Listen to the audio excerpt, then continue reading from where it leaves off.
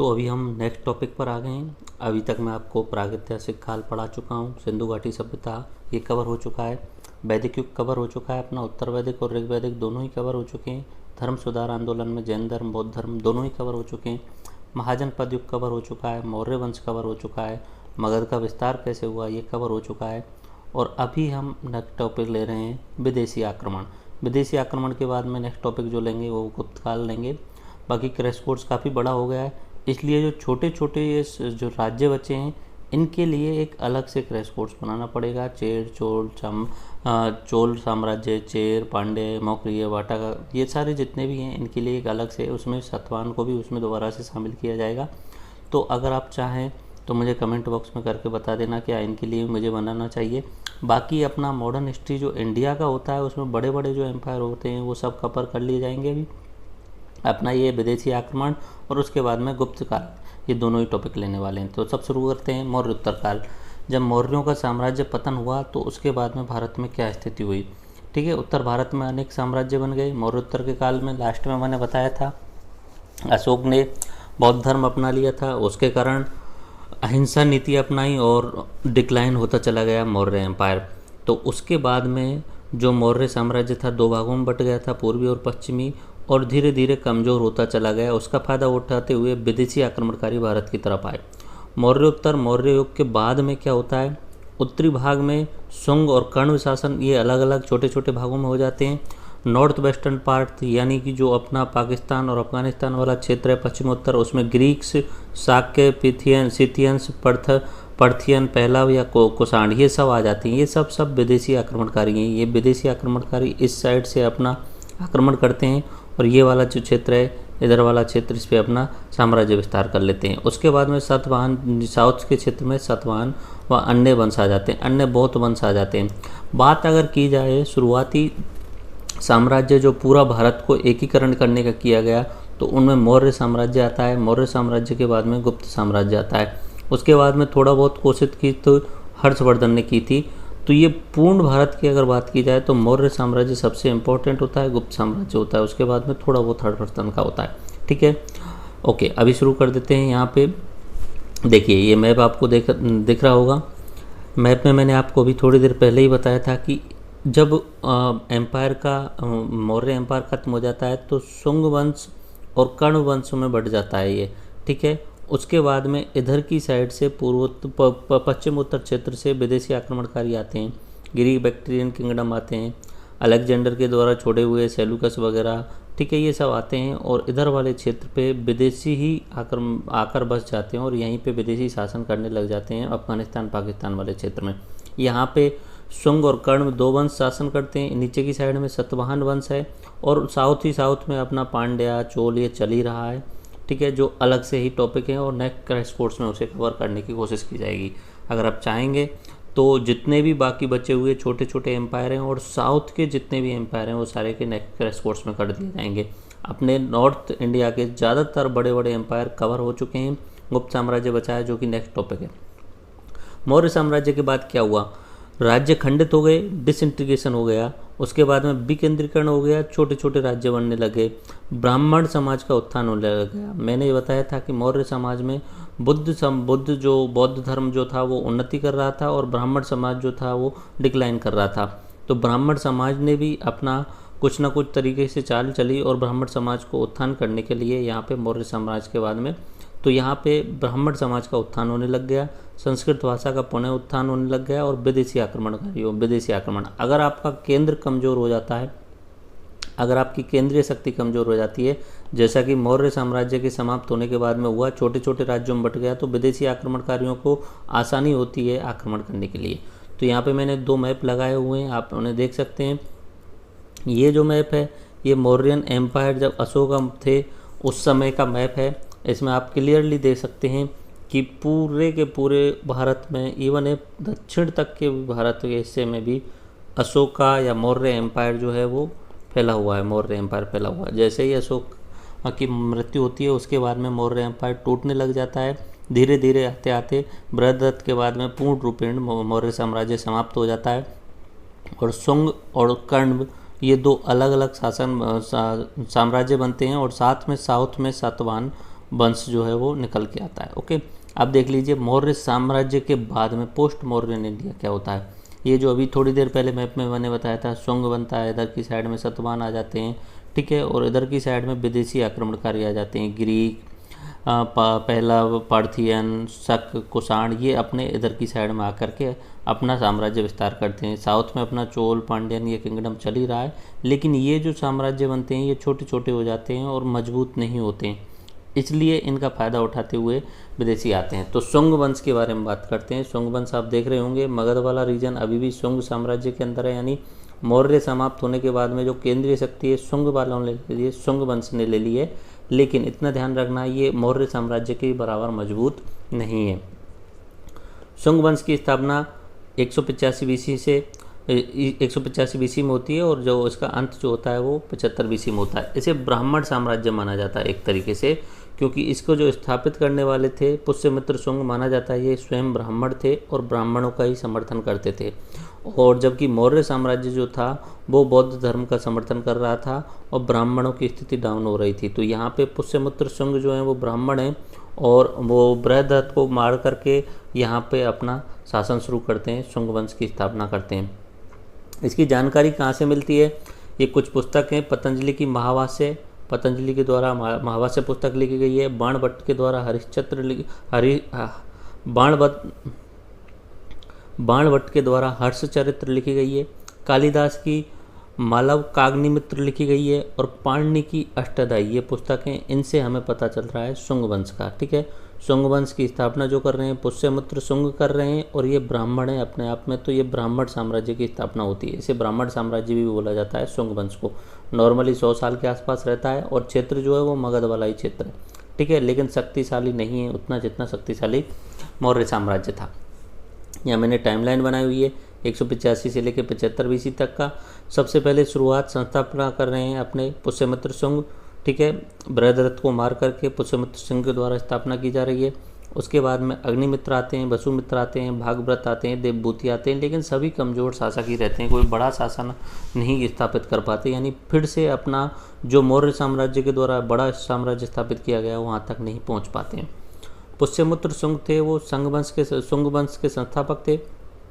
उसके अलावा ब्राह्मण धर्म के अनुयायी थे, माना जाता है ये स्वयं भी ब्राह्मण थे, तो इसे ब्राह्मण साम्राज्य भी बोला जाता है। ठीक है, उसके अलावा पतंजलि पुष्यमित्र के समकालीन थे, तो पतंजलि का जो पुस्तक है महाभाष्य, उसमें जानकारी मिलती है पुष्यमित्र शुंग की।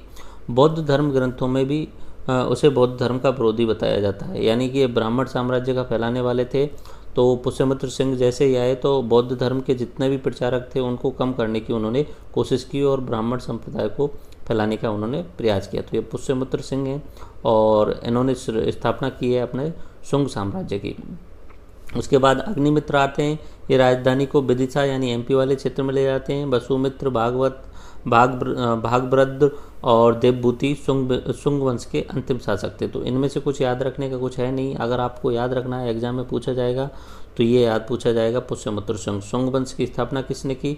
पुष्यमित्र शुंग के द्वारा। ये कौन से धर्म का फॉलो करते हैं? ब्राह्मण धर्म का। कहाँ से जानकारी मिलती है? पतंजलि के महाभाष्य, बाणभट्ट के हर्षचरित्र, कालिदास के मालव काग्निमित्र और पाणिनि के अष्टाध्यायी, इनसे इनकी जानकारी मिलती है। ठीक है, तो ये अपना शुंग एम्पायर है, इस तरीके से आप देख सकते हैं। पाटलिपुत्र यहाँ पे है। उसके अलावा इन्होंने अपनी जो राजधानी है वो यहाँ तक लेके आ गए हैं, विदिशा तक लेके आ गए हैं। और ये उज्जैन भी इम्पोर्टेंट जगह है, उज्जैन, मथुरा, ये पुराने इम्पोर्टेंट सिटी हैं। पाटलिपुत्र, काशी भी, ठीक है, तो कपिलवस्तु, ये इम्पोर्टेंट सिटी हैं और इन पे ही यहाँ पे इनका शासन है। उसके अलावा इधर आप देखेंगे तो इधर की साइड में अपना इंडो ग्रीक्स का शासन है, इस साइड में। नीचे की साइड में सातवाहन एम्पायर है और नीचे चलते जाएं चोल, चेर, पांडे एम्पायर है। ओके, अब बात करते हैं चेदी वंश। चेदी वंश कोई स्पेशल वंश नहीं है इसमें। तो ये वाला जो क्षेत्र है जहाँ पे हम कलिंग का युद्ध हुआ था, जहाँ पे कलिंग का युद्ध हुआ था अशोक के और कलिंग राजाओं के बीच में, वहाँ पे अशोक और मौर्य साम्राज्य के पतन के बाद में वो फिर से आज़ाद हो गया कलिंग वाला क्षेत्र और वहाँ पे चेदी वंश की स्थापना हो गई थी। कलिंग राज्य में चेदी वंश की स्थापना हो गई। खारबेल इसके सबसे शक्तिशाली राजा थे जो जैन अनुयायी थे। तो खारबेल ने हाथी गुफा अवलेख हैं, उनसे इसकी जानकारी मिलती है। हाथी गुफा अवलेख जो है उनकी भाषा प्राकृतिक भाषा है और ब्राह्मी लिपि में वो लिखे गए हैं। तो ये वाला जो क्षेत्र है कलिंग, यहाँ पे चेदी वंश की स्थापना की जाती है और खारवेल जो है वो सबसे ज़्यादा इम्पोर्टेंट वहाँ के राजा हुए हैं। तो इसमें कुछ खास बात याद रखनी है, बस चेदी वंश जो नाम आते ही इसमें शामिल आपके हिसाब से कलिंग वाला जो क्षेत्र है वहाँ का। अब बात करते हैं कड़वंश। कड़वंश जो 75 BC से 30 BC तक चला। जब अपना शुंग वंश समाप्त हो जाता है तो उसके बाद में कड़वंश आता है और क्षेत्र वही रहता है मगध वाला ही, लेकिन और कम क्षेत्र हो जाता है। ठीक है, क्षेत्र जो मगध में पहले ज़्यादा था शुंग वंश के पास में, अब कर्ण वंश आते आते उसका क्षेत्र और सिकुड़ जाता है इस तरीके से। ओके, तो कर्ण वंश साम्राज्य का अंत सातवाहन वंश के द्वारा हुआ। तो नीचे से सातवाहन वंश जो वो फैलता आ रहा था और वो साम्राज्य का, मानिए ये अपना कड़ु वंश था। यहाँ पे एक सेकंड दोबारा मैं बता देता हूँ, इस जगह पे आपका कड़ु वंश था। धीरे धीरे जो नीचे का सातवाहन एम्पायर था उसने इस पे आक्रमण करते हुए और इसको अपने आप में मिला लिया। तो कड़ु वंश का कुछ खास स्पेशल नहीं है, 45 साल उन्होंने शासन किया है। ओके, तो ये आप देख सकते हैं। बाकी आपको मैंने अभी थोड़ी देर पहले ही बताया था कि इधर की साइड में इंडो सीथियंस किंगडम चल रही हैं। उसके अलावा वेस्टर्न भाग ये है और सतवाहन, पांड्यन, चोला ये अपने आप चल रहे हैं इधर की साइड में। ओके, और ऊपर की साइड में अपना अलेक्जेंडर वाला एरिया है। अलेक्जेंडर जो अपने राजदूत छोड़ के गया था वो वाला एरिया है। चलो ठीक है, अभी भारत पर विदेशी आक्रमण कैसे कैसे हुए क्रम में देखते हैं। सबसे पहले आए थे ग्रीक आक्रमणकारी, उसके बाद में शक आए, पहलव आए और उसके बाद में कुषाण आए। एक एक करके देखते हैं। हिंद यूनानी यानी ग्रीक। भारत पर प्रथम सफल आक्रमण जो किया वो डेमेट्रियस ने किया। ठीक है, तो उन्होंने सफल आक्रमण किया और सिंध और पंजाब वाले क्षेत्र पर आधिपत्य कर लिया। ये वाला जो क्षेत्र आप देख रहे हैं इधर वाला सिंध और पंजाब वाला क्षेत्र जो है यहाँ पे आधिपत्य कर लिया गया इंडो ग्रीक वाले राजाओं के द्वारा। ओके, प्रसिद्ध शासक उनका मिनांडर रहा। मिनांडर इसलिए भी प्रसिद्ध है क्योंकि उसने बौद्ध धर्म को स्वीकार कर लिया था। बौद्ध भिक्षुओं को उसने बुलाया था और बौद्ध भिक्षुओं ने शास्त्रार्थ हुआ बौद्ध भिक्षुओं के साथ में, तो बौद्ध भिक्षुओं ने उसे हरा दिया और मिनांडर ने अपना बौद्ध धर्म स्वीकार कर लिया था। ओके, अब बात करते हैं शक। शक भी विदेशी थे। ठीक है, ये विदेशी है। यूनानियों के बाद शक भारत में आए। शकों की 5 शाखाएं थीं और हर शाखा की राजधानी भारत और अफगानिस्तान में अलग अलग भागों में थी। यानी शक वाले जो थे वो भी बहुत बड़े क्षेत्र में फैल गए। अफगानिस्तान में राजधानी बना ली,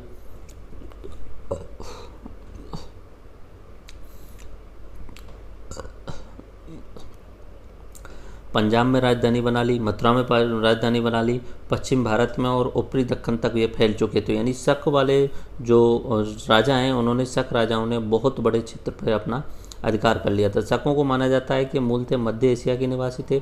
शकों का सबसे प्रतापी शासक था और रुद्रदामन फर्स्ट था, जिसका शासन 130 से 150 ईस्वी तक रहा था। ठीक है, अभी हम ईस्वी में आ गए हैं, ईस्वी में बात चल रही है। ओके, और गुजरात के बड़े भाग पर उन्होंने शासन किया था। शक राजा अपने आप को क्षत्रप कहते थे। ठीक है, तो ये आपको शक राजाओं के बारे में कुछ इंपॉर्टेंट पॉइंट आपको याद रखने हो सके तो। ओके, इसमें सबसे इंपॉर्टेंट शासक जो रहा रुद्रदामन प्रथम था। इनकी 5 अलग अलग जगह शाखाएं थीं और अलग अलग जगह पे उन्होंने राजधानी बनाई हुई थी। अफगानिस्तान, पंजाब, मथुरा, पश्चिम भारत और ऊपरी दक्कन। पश्चिम भारत यानी अपना गुजरात वाले क्षेत्र में उन्होंने बनाई हुई थी, जहाँ पे रुद्रदामन फर्स्ट प्रमुख था। इनका जो अपने आप को क्या बोलते थे, वे क्षत्रप बोलते थे। उज्जैन के स्थानीय राजा विक्रमादित्य ने 58 ईसा पूर्व में शकों को हराकर विक्रम संवत प्रारंभ किया था। ठीक है, तो उज्जैन का जो राजा था वो आप देख लीजिए, इस तरीके से शकों ने इस वाले क्षेत्र पे अधिकार कर लिया। ठीक है, अलग अलग जगह उन्होंने अपनी राजधानी बना ली। इधर की साइड में यहाँ पे बना लिया, इधर बना लिया, इधर बना लिया। ठीक है, तो उज्जैन के राजा ने, ये गुजरात में भी उनका शासन हो गया था शकों का, तो उज्जैन के राजा ने गुजरात में शकों को हरा दिया और अपना विक्रम संवत शुरू किया था विक्रमादित्य के द्वारा। ठीक है, तो ये आप याद रख सकते हैं। विक्रम संवत जो है वो कब शुरू किया गया था, 58 ईसा पूर्व। और अभी जैसे जब भी कभी भी आप जोड़ेंगे तो 58 एक्स्ट्रा साल जोड़ देंगे। अगर आपसे पूछा जाए 2019 में सन चल रही है तो इसका विक्रम संवत बताइए, तो आप इसमें 58 वर्ष जोड़ दीजिए, जो निकल के आ जाएगा वो विक्रम संवत निकल के आ जाएगा। ओके, इसमें 58 वर्ष जोड़ने पर जो निकल के आने वाला है वो विक्रम संवत निकल के आने वाला है। अभी ये आपका विक्रम संवत चल रहा है। ओके, तो इस तरीके से ये उज्जैन के जो राजा थे विक्रमादित्य के द्वारा इन शकों को हरा दिया गया और विक्रम संवत की शुरुआत की गई थी। ठीक है, तो ये मैप में आप एक बार देख लीजिए। ये जो एरिया आप देख रहे हैं ये पूरा का पूरा ये शकों के द्वारा शासित किया जा रहा था। इसकी 5 अलग अलग राजधानियाँ थी। उसके बाद में आते हैं पार्थियंस या पहलव। इस तरीके से इन्होंने पश्चिमोत्तर भारत में शकों को हराया और उनके क्षेत्र पर आधिपत्य किया। ठीक है, शकों को हराते हुए उनके क्षेत्र पर आधिपत्य कर लिया। सबसे प्रसिद्ध राजा थे गोंडोफनिर्स एंड पार्थियन लोगों को मूलतः स्थान जो निवास माना जाता है वो ईरान माना जाता था। पहलवों का अंत कुषाणों के द्वारा कर दिया गया, यानी इसके बाद में कुषाण आए। मतलब ये जो जितने भी विदेशी आक्रमणकारी आप देख रहे हैं, ग्रीक के बाद में शक आए, शक के बाद में अपना ये पार्थियंस आए और पार्थियंस के बाद में अपने कुषाण आए। तो ये एक दूसरे को हराते जा रहे हैं और इनका शासन जो हो रहा है वो पश्चिम उत्तर यानी पाकिस्तान और पंजाब, पाकिस्तान और अफगानिस्तान वाले क्षेत्र में ही हो रहा है। ये वाला जो क्षेत्र आप देख रहे हैं इधर की साइड में, इस वाले क्षेत्र में ही इनका हो रहा है। अभी इसके बाद में, अभी शकों के बाद में जो आने वाले हैं वो कुषाण आने वाले हैं। तो कुषाण जो है वो पार्थियंस को हरा देंगे और पार्थियंस जो आए थे शकों को हरा करके आगे बढ़े थे। ओके, तो आप देखिए एक बार से। अभी इनके बाद में आ जाते हैं कुषाण वंश। ठीक है, कुषाण एम्पायर जो है उसका भी काफ़ी बड़ा क्षेत्र, ये कुषाण एम्पायर का क्षेत्र आप देख रहे हैं। कुषाण एम्पायर कुछ ज़्यादा ही फैल गया था। ठीक है, मथुरा तक आ गया था, लेकिन ये वाला पाकिस्तान अफगानिस्तान वाला क्षेत्र यहाँ पे उनका ही। तो एक तरीके से जो पश्चिम उत्तर वाला क्षेत्र है, पश्चिम उत्तर, वहाँ पे विदेशी शासक रहे थे, विदेशी शासकों ने शासन किया था। ओके, बाकी तो अपना सतवाहन वंश साथ में चल ही रहा है, चोला, पांड्यन, ये सारे चल ही रहे हैं। ठीक है, पाटलिपुत्र वाला यहाँ पे मगध वाले क्षेत्र पे छोटे मोटे साम्राज्य चल रहे हैं। ओके, तो कुषाणों के बारे में देखते हैं। कुषाण जो है उनमें सबसे प्रतापी जो राजा था वो कनिष्क था। प्रथम राजधानी इन्होंने पेशावर यानी पाकिस्तान वाले क्षेत्र में बनाई। द्वितीय राजधानी इन्होंने मथुरा वाले क्षेत्र में, क्योंकि उसी साइड से आए हैं पश्चिमोत्तर वाले क्षेत्र से। और ये जो आते थे वो दर्रा यानी पास के थ्रू आते थे। वैसे तो हिंदुकुश पर्वतमाला थी, लेकिन बीच बीच में कहीं ना कहीं दर्रे होते थे तो उनसे पास करके आते थे। ये पुराने समय से चला आ रहा था। ठीक है, माना जाता है आर्यन भी आर्य जो आए थे वो भी उसी रास्ते से आए थे। उसके अलावा जितने भी विदेशी आक्रमणकारी आए वो दर्रों के माध्यम से या पासेज के माध्यम से आए थे। कनिष्क ने 78 ईस्वी में गद्दी पर बैठने के समय एक संवत चलाया जिसे शक संवत कहा जाता है। ओके, तो ये कनिष्क के द्वारा चला गया था और कनिष्क के समय पे ही चौथी बौद्ध संगीति हुई थी। कनिष्क के राजा थे उस समय और वसुमित्र की अध्यक्षता थी और ये चौथी जो बौद्ध संगीति हुई थी वो जम्मू कश्मीर में हुई थी। ओके, कनिष्क का राजवैद्य जो था वो चरक था और उसने चरक संहिता लिखी थी। नागार्जुन की पुस्तक माध्यमिक सूत्र से इस कनिष्क के बारे में जानकारी मिलती है। तो नागार्जुन जो है उनकी पुस्तक का नाम याद रख सकते हैं, एग्जाम में पूछा जा सकता है। ऐसे ही कनिष्क का राजवैद्य कौन था? चरक, और उनकी पुस्तक कौन सी थी? चरक संहिता। गांधार शैली एवं मथुरा शैली का विकास कनिष्क के शासन में ही हुआ था। कुषाण वंश के अंतिम शासक जो थे वो वासुदेव थे। तो इस तरीके से कुषाण वंश का अंत हो जाता है।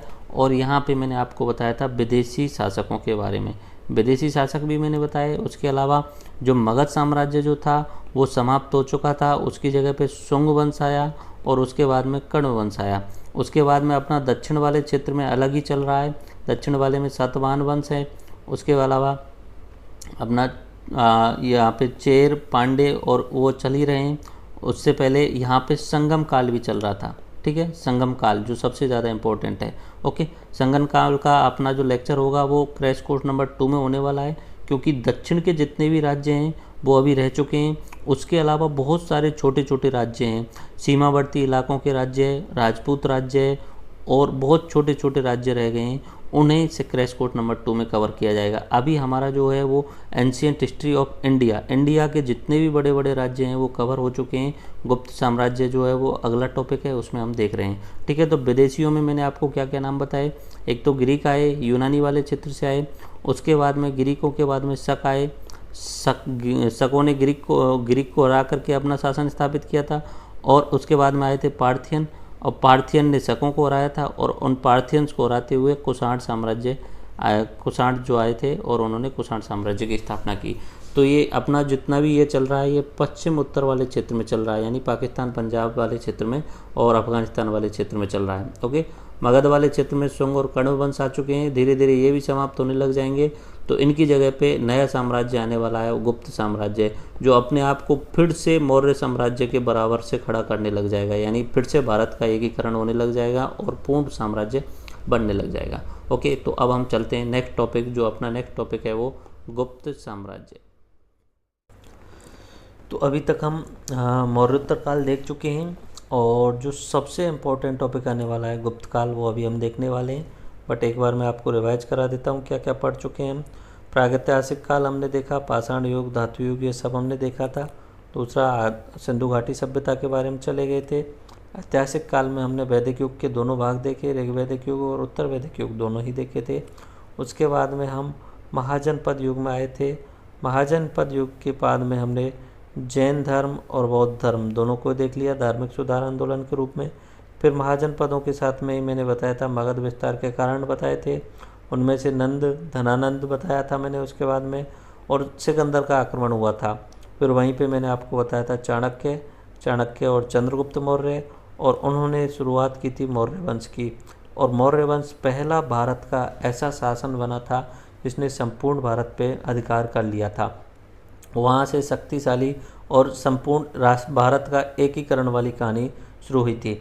मौर्य वंश के डिक्लाइन होने के कारण मैंने आपको बताए थे। उसके बाद में विदेशी आक्रमणकारी क्रम बताया था मैंने एक तरीके से, और विदेशी आक्रमणकारी जो आ रहे थे वो पश्चिम उत्तर वाले क्षेत्र पर ही आक्रमण कर रहे थे, यानी अफगानिस्तान पाकिस्तान वाले क्षेत्र पर ही आक्रमण कर रहे थे। उनमें से मैंने आपको बताया था धीरे धीरे करके, जो पहले आते हैं ग्रीक के बाद आते हैं शक के बाद आते हैं पार्थियन के बाद में आते हैं कुषाण अपना बहुत बड़े क्षेत्र पे अधिकार कर लेते हैं। उत्तर भारत का अधिकतर क्षेत्र वो कब्जे में ले लेते हैं। साउथ में सातवाहन वंश चल रहा है, ऐसे ही उससे पहले संगम युग चल रहा था, चोल, चेरा और पांड्या।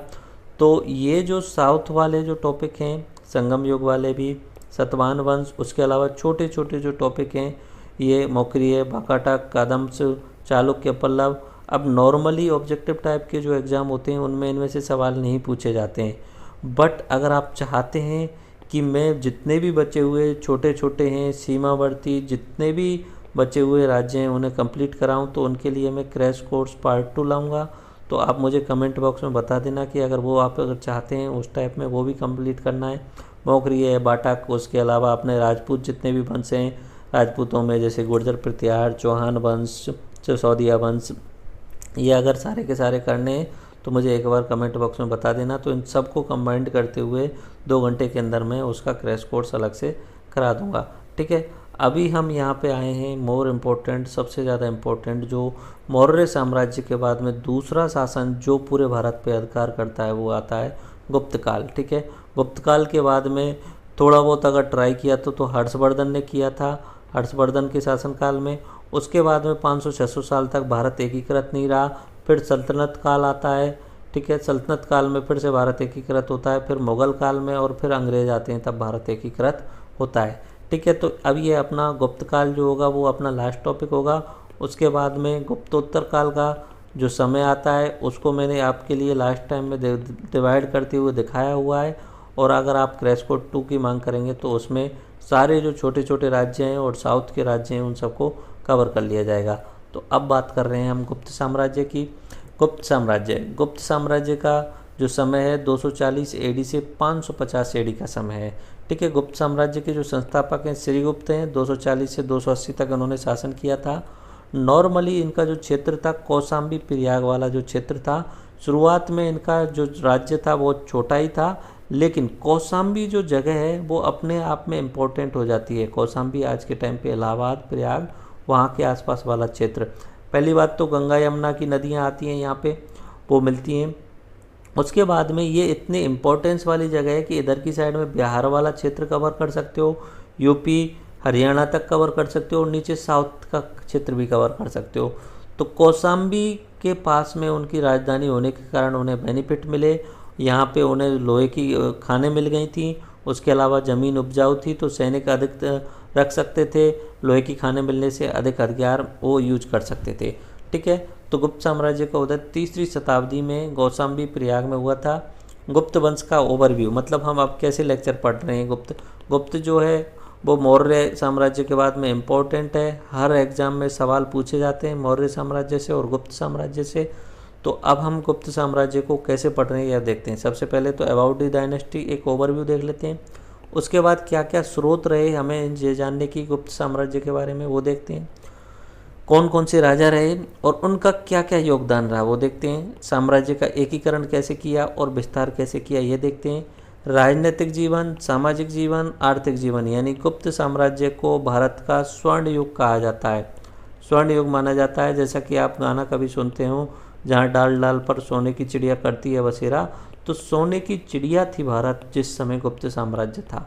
जिस समय गुप्त साम्राज्य था उस समय सारी चीज़ों में भारत बहुत आगे था और सोने की चिड़िया कहलाता था। तो देखेंगे उस समय राजनीतिक जीवन, सामाजिक जीवन और आर्थिक जीवन कैसा था, गुप्त वंश का अंत कैसे हुआ, कि इतना अच्छा साम्राज्य 300 साल तक शासन किया, उसके बाद उसका समाप्ति कैसे होगी, ये भी हम देखेंगे। उसके साथ साथ में अदर फैक्ट्स भी देखेंगे कुछ बचे हुए, ठीक है।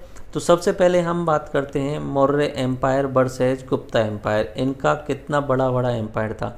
देखो मौर्य वाले एम्पायर में आपको मैं बता चुका हूँ, अशोक के समय पे एम्पायर जो था ये काफ़ी बड़ा हो चुका था। ये जो आप मैप में देख रहे हैं ये अशोक का एम्पायर है। इवन एक अफगानिस्तान, पाकिस्तान, जम्मू कश्मीर, ऊपर नेपाल वाला हिस्सा भी, और इधर की साइड में बंगाल से आगे असम तक भी जाता हुआ इनका क्षेत्र था। नीचे साउथ वाला हिस्से थोड़ा सा रह गया था जहाँ पे अशोक नहीं पहुँच पाए थे, बाकी पूरे संपूर्ण भारत पे अशोक का शासन हो चुका था। तो मौर्य साम्राज्य जो था वो बहुत बड़ा साम्राज्य था। बाकी साम्राज्य इतने बड़े नहीं हो पाए। मैंने आपको बताया कि भारत को एकीकृत करने का जो काम शुरू किया था वो चंद्रगुप्त मौर्य ने शुरू किया था। मतलब मौर्य शासन जो था उसमें भारत एकीकृत रहा। उसके बाद में धीरे धीरे मैंने आपको बताया था कर्ण में, शुंग, वो उनमें, लेकिन छोटे छोटे हिस्सों में बटा हुआ था भारत, एकीकृत कोई भी नहीं कर पाया। उसके बाद एकीकृत करने का प्रयास किया गुप्त साम्राज्य ने, और यहाँ इन्होंने 300 साल तक पूरे उत्तरी भारत को एकीकृत करके रखा था। उसके बाद में हर्षवर्धन ने प्रयास किया है कुछ समय के लिए, ठीक है, लेकिन लंबे रन तक नहीं चल पाते हैं। तो उसके बाद में बहुत लंबा गैप हो जाता है 500-600 साल तक। बाकी 500-600 साल तक छोटे छोटे राजा रहते हैं अपने अपने छत्रप के साइड में, अपने अपने इलाकों में रहते हैं। लेकिन फिर आता है सल्तनत काल। तो सल्तनत काल में फिर से दिल्ली से शासन की शुरुआत की जाती है और पूरे भारत को एक करने की कोशिश की जाती है सल्तनत काल में। उसके बाद में मुग़ल काल आता है। मुग़ल काल में मैंने बताया अकबर के टाइम पे, औरंगजेब के टाइम पे भारत पूर्ण रूपेण एक हो गया था, ओके। और उसके बाद में आता है अपना अंग्रेज़ों ने पूरे भारत को ही एक कर लिया था। राजा महाराजा थे लेकिन वो भी अंग्रेज़ों के अधीन रहते थे। तो मौर्य, गुप्त, हर्षवर्धन, सल्तनत, मुग़ल और अंग्रेज़, ये पूरा का पूरा जो थे जिन्होंने कोशिश की थी भारत को एकीकृत रखने की, एक ही जगह से पूरे भारत को चलाने की, ओके। और ये जो मैप आप इधर देख रहे हैं ये अपना गुप्त साम्राज्य का है, ठीक है। गुप्त साम्राज्य का मैप है। इस तरीके से उन्होंने पूरा गुजरात वाला क्षेत्र, इवन वो पंजाब, सिंध, पाकिस्तान वाले क्षेत्र में भी पहुंच गए थे, जम्मू कश्मीर पर था वहाँ।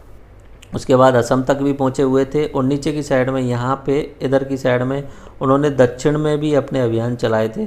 तो इस तरीके से वो अपना गुप्त साम्राज्य का है। तो ये मौर्य आप साम्राज्य देख लीजिए और ये गुप्त साम्राज्य देख लीजिए। मौर्य साम्राज्य थोड़ा सा अधिक है, ठीक है, लेकिन इतना ज़रूर है कि भारत का गोल्डन युग जो कहा जाता है, गोल्डन एज जो कहा जाता है, वो अपना गुप्त साम्राज्य को कहा जाता है। क्योंकि इस समय भारत की कला संस्कृति बहुत अधिक विकसित हुई थी, साहित्य का बहुत अधिक विकास हुआ था और रहते थे दरबार के अंदर। एक तरीके से भारत उस समय जैसे बोल सकते हो सोने की चिड़िया ही था गुप्त शासन के काल में, ओके। अब सबसे इम्पोर्टेंट सवाल आता है कि भूवर्दी गुप्ताज, गुप्त कौन थे। देखो दो थ्योरी आती हैं, एक बोलते हैं कुषाण थे, एक बोलते हैं वैश्य। जब लास्ट में मैंने आपको बताया था जब विदेशी आते हैं तो विदेशी में पहले आते हैं ग्रीक को हरा करके शक आ जाते हैं, शक को हरा के पार्थियन आ जाते हैं और पार्थियन को हरा करके कुषाण आ जाते हैं, ठीक है। और कुषाण जो है वो पूरे उत्तरी वाले इस वाले हिस्से तक वो अपना शासन शुरू कर देते हैं। तो कुछ विद्वान मानते हैं कि ये लोग कुषाण ही थे, जो गुप्त थे, जो कुषाण ही थे, लेकिन उन्होंने घुड़सवारी में निपुण हो गए थे तो इसलिए गुप्त कहलाए, ऐसा माना जाता है। लेकिन वास्तविकता में जहाँ तक ज़्यादातर लोगों का मत है वो गुप्त जो थे वो वैश्य थे। आज के टाइम पे भी आप अगर देखते हो गुप्त या गुप्ता इस तरीके से, गुप्त जो वैश्य थे वो ब्राह्मण धर्म ग्रंथों में भी उन्हें वैश्य माना गया है, ठीक है। और ब्राह्मणों ने इनका समर्थन किया था और इन्होंने वैष्णव धर्म अपनाया हुआ था। तो गुप्त जो है वो वैश्य ही मान के चलेंगे, हम भी गुप्तों को वैश्य मान के चलेंगे, ओके। गुप्त साम्राज्य के तीव्र विस्तार के कारण क्या है, नॉर्मली वही विस्तार है। एक तो इनका सबसे खास बात कि इनको घुड़सवारी में निपुण थे गुप्त जो भी थे, ठीक है, श्रीगुप्त वगैरह और उनका साम्राज्य जो भी था, घुड़सवारी में बहुत अच्छे निपुण थे। समृद्ध सिल्क रूट से परिचित थे, सिल्क रूट से परिचय था, व्यापार इनका अच्छा था, व्यापार पे कंट्रोल होने के कारण इनका तीव्र विस्तार हुआ। युद्ध से, कूटनीतिक रणनीति से और वैवाहिक संबंधों से इन्होंने चतुरता से साम्राज्य का विस्तार किया था। लोहे की खानों पर इनका प्रभुत्व हो गया, क्योंकि बिहार के पास वाली लोहे की खानें और एमपी वाली लोहे की खानें, इन पर इनका प्रभुत्व हो गया, तो ये अधिक हथियार बना सकते हैं, अधिक सेना रख सकते हैं, तो यहाँ से इनको तीव्र विस्तार मिलने में सहायता हुई। संचालन एक उपजाऊ जमीन से, जहाँ से बिहार और यूपी को आप कंट्रोल कर सकते हैं। संचालन जो हो रहा है कौशाम्बी इलाहाबाद के पास में से, अब कौशाम्बी जो है वो यूपी के, इलाहाबाद जो है वो यूपी के सेंटर में ही आता है एक तरीके से, तो वहाँ से आप बिहार भी कवर कर सकते हो, यूपी वाला क्षेत्र भी कवर कर सकते हो, और साउथ में भी एमपी आप कवर कर सकते हो। ओके, तो एक तरीके से उनका केंद्रीय बिंदु है। दूसरा कौशाम्बी जो है वो गंगा यमुना दोनों नदियाँ जा रही हैं वहाँ से, तो यहाँ पे ज़मीन जो है वो उपजाऊ है।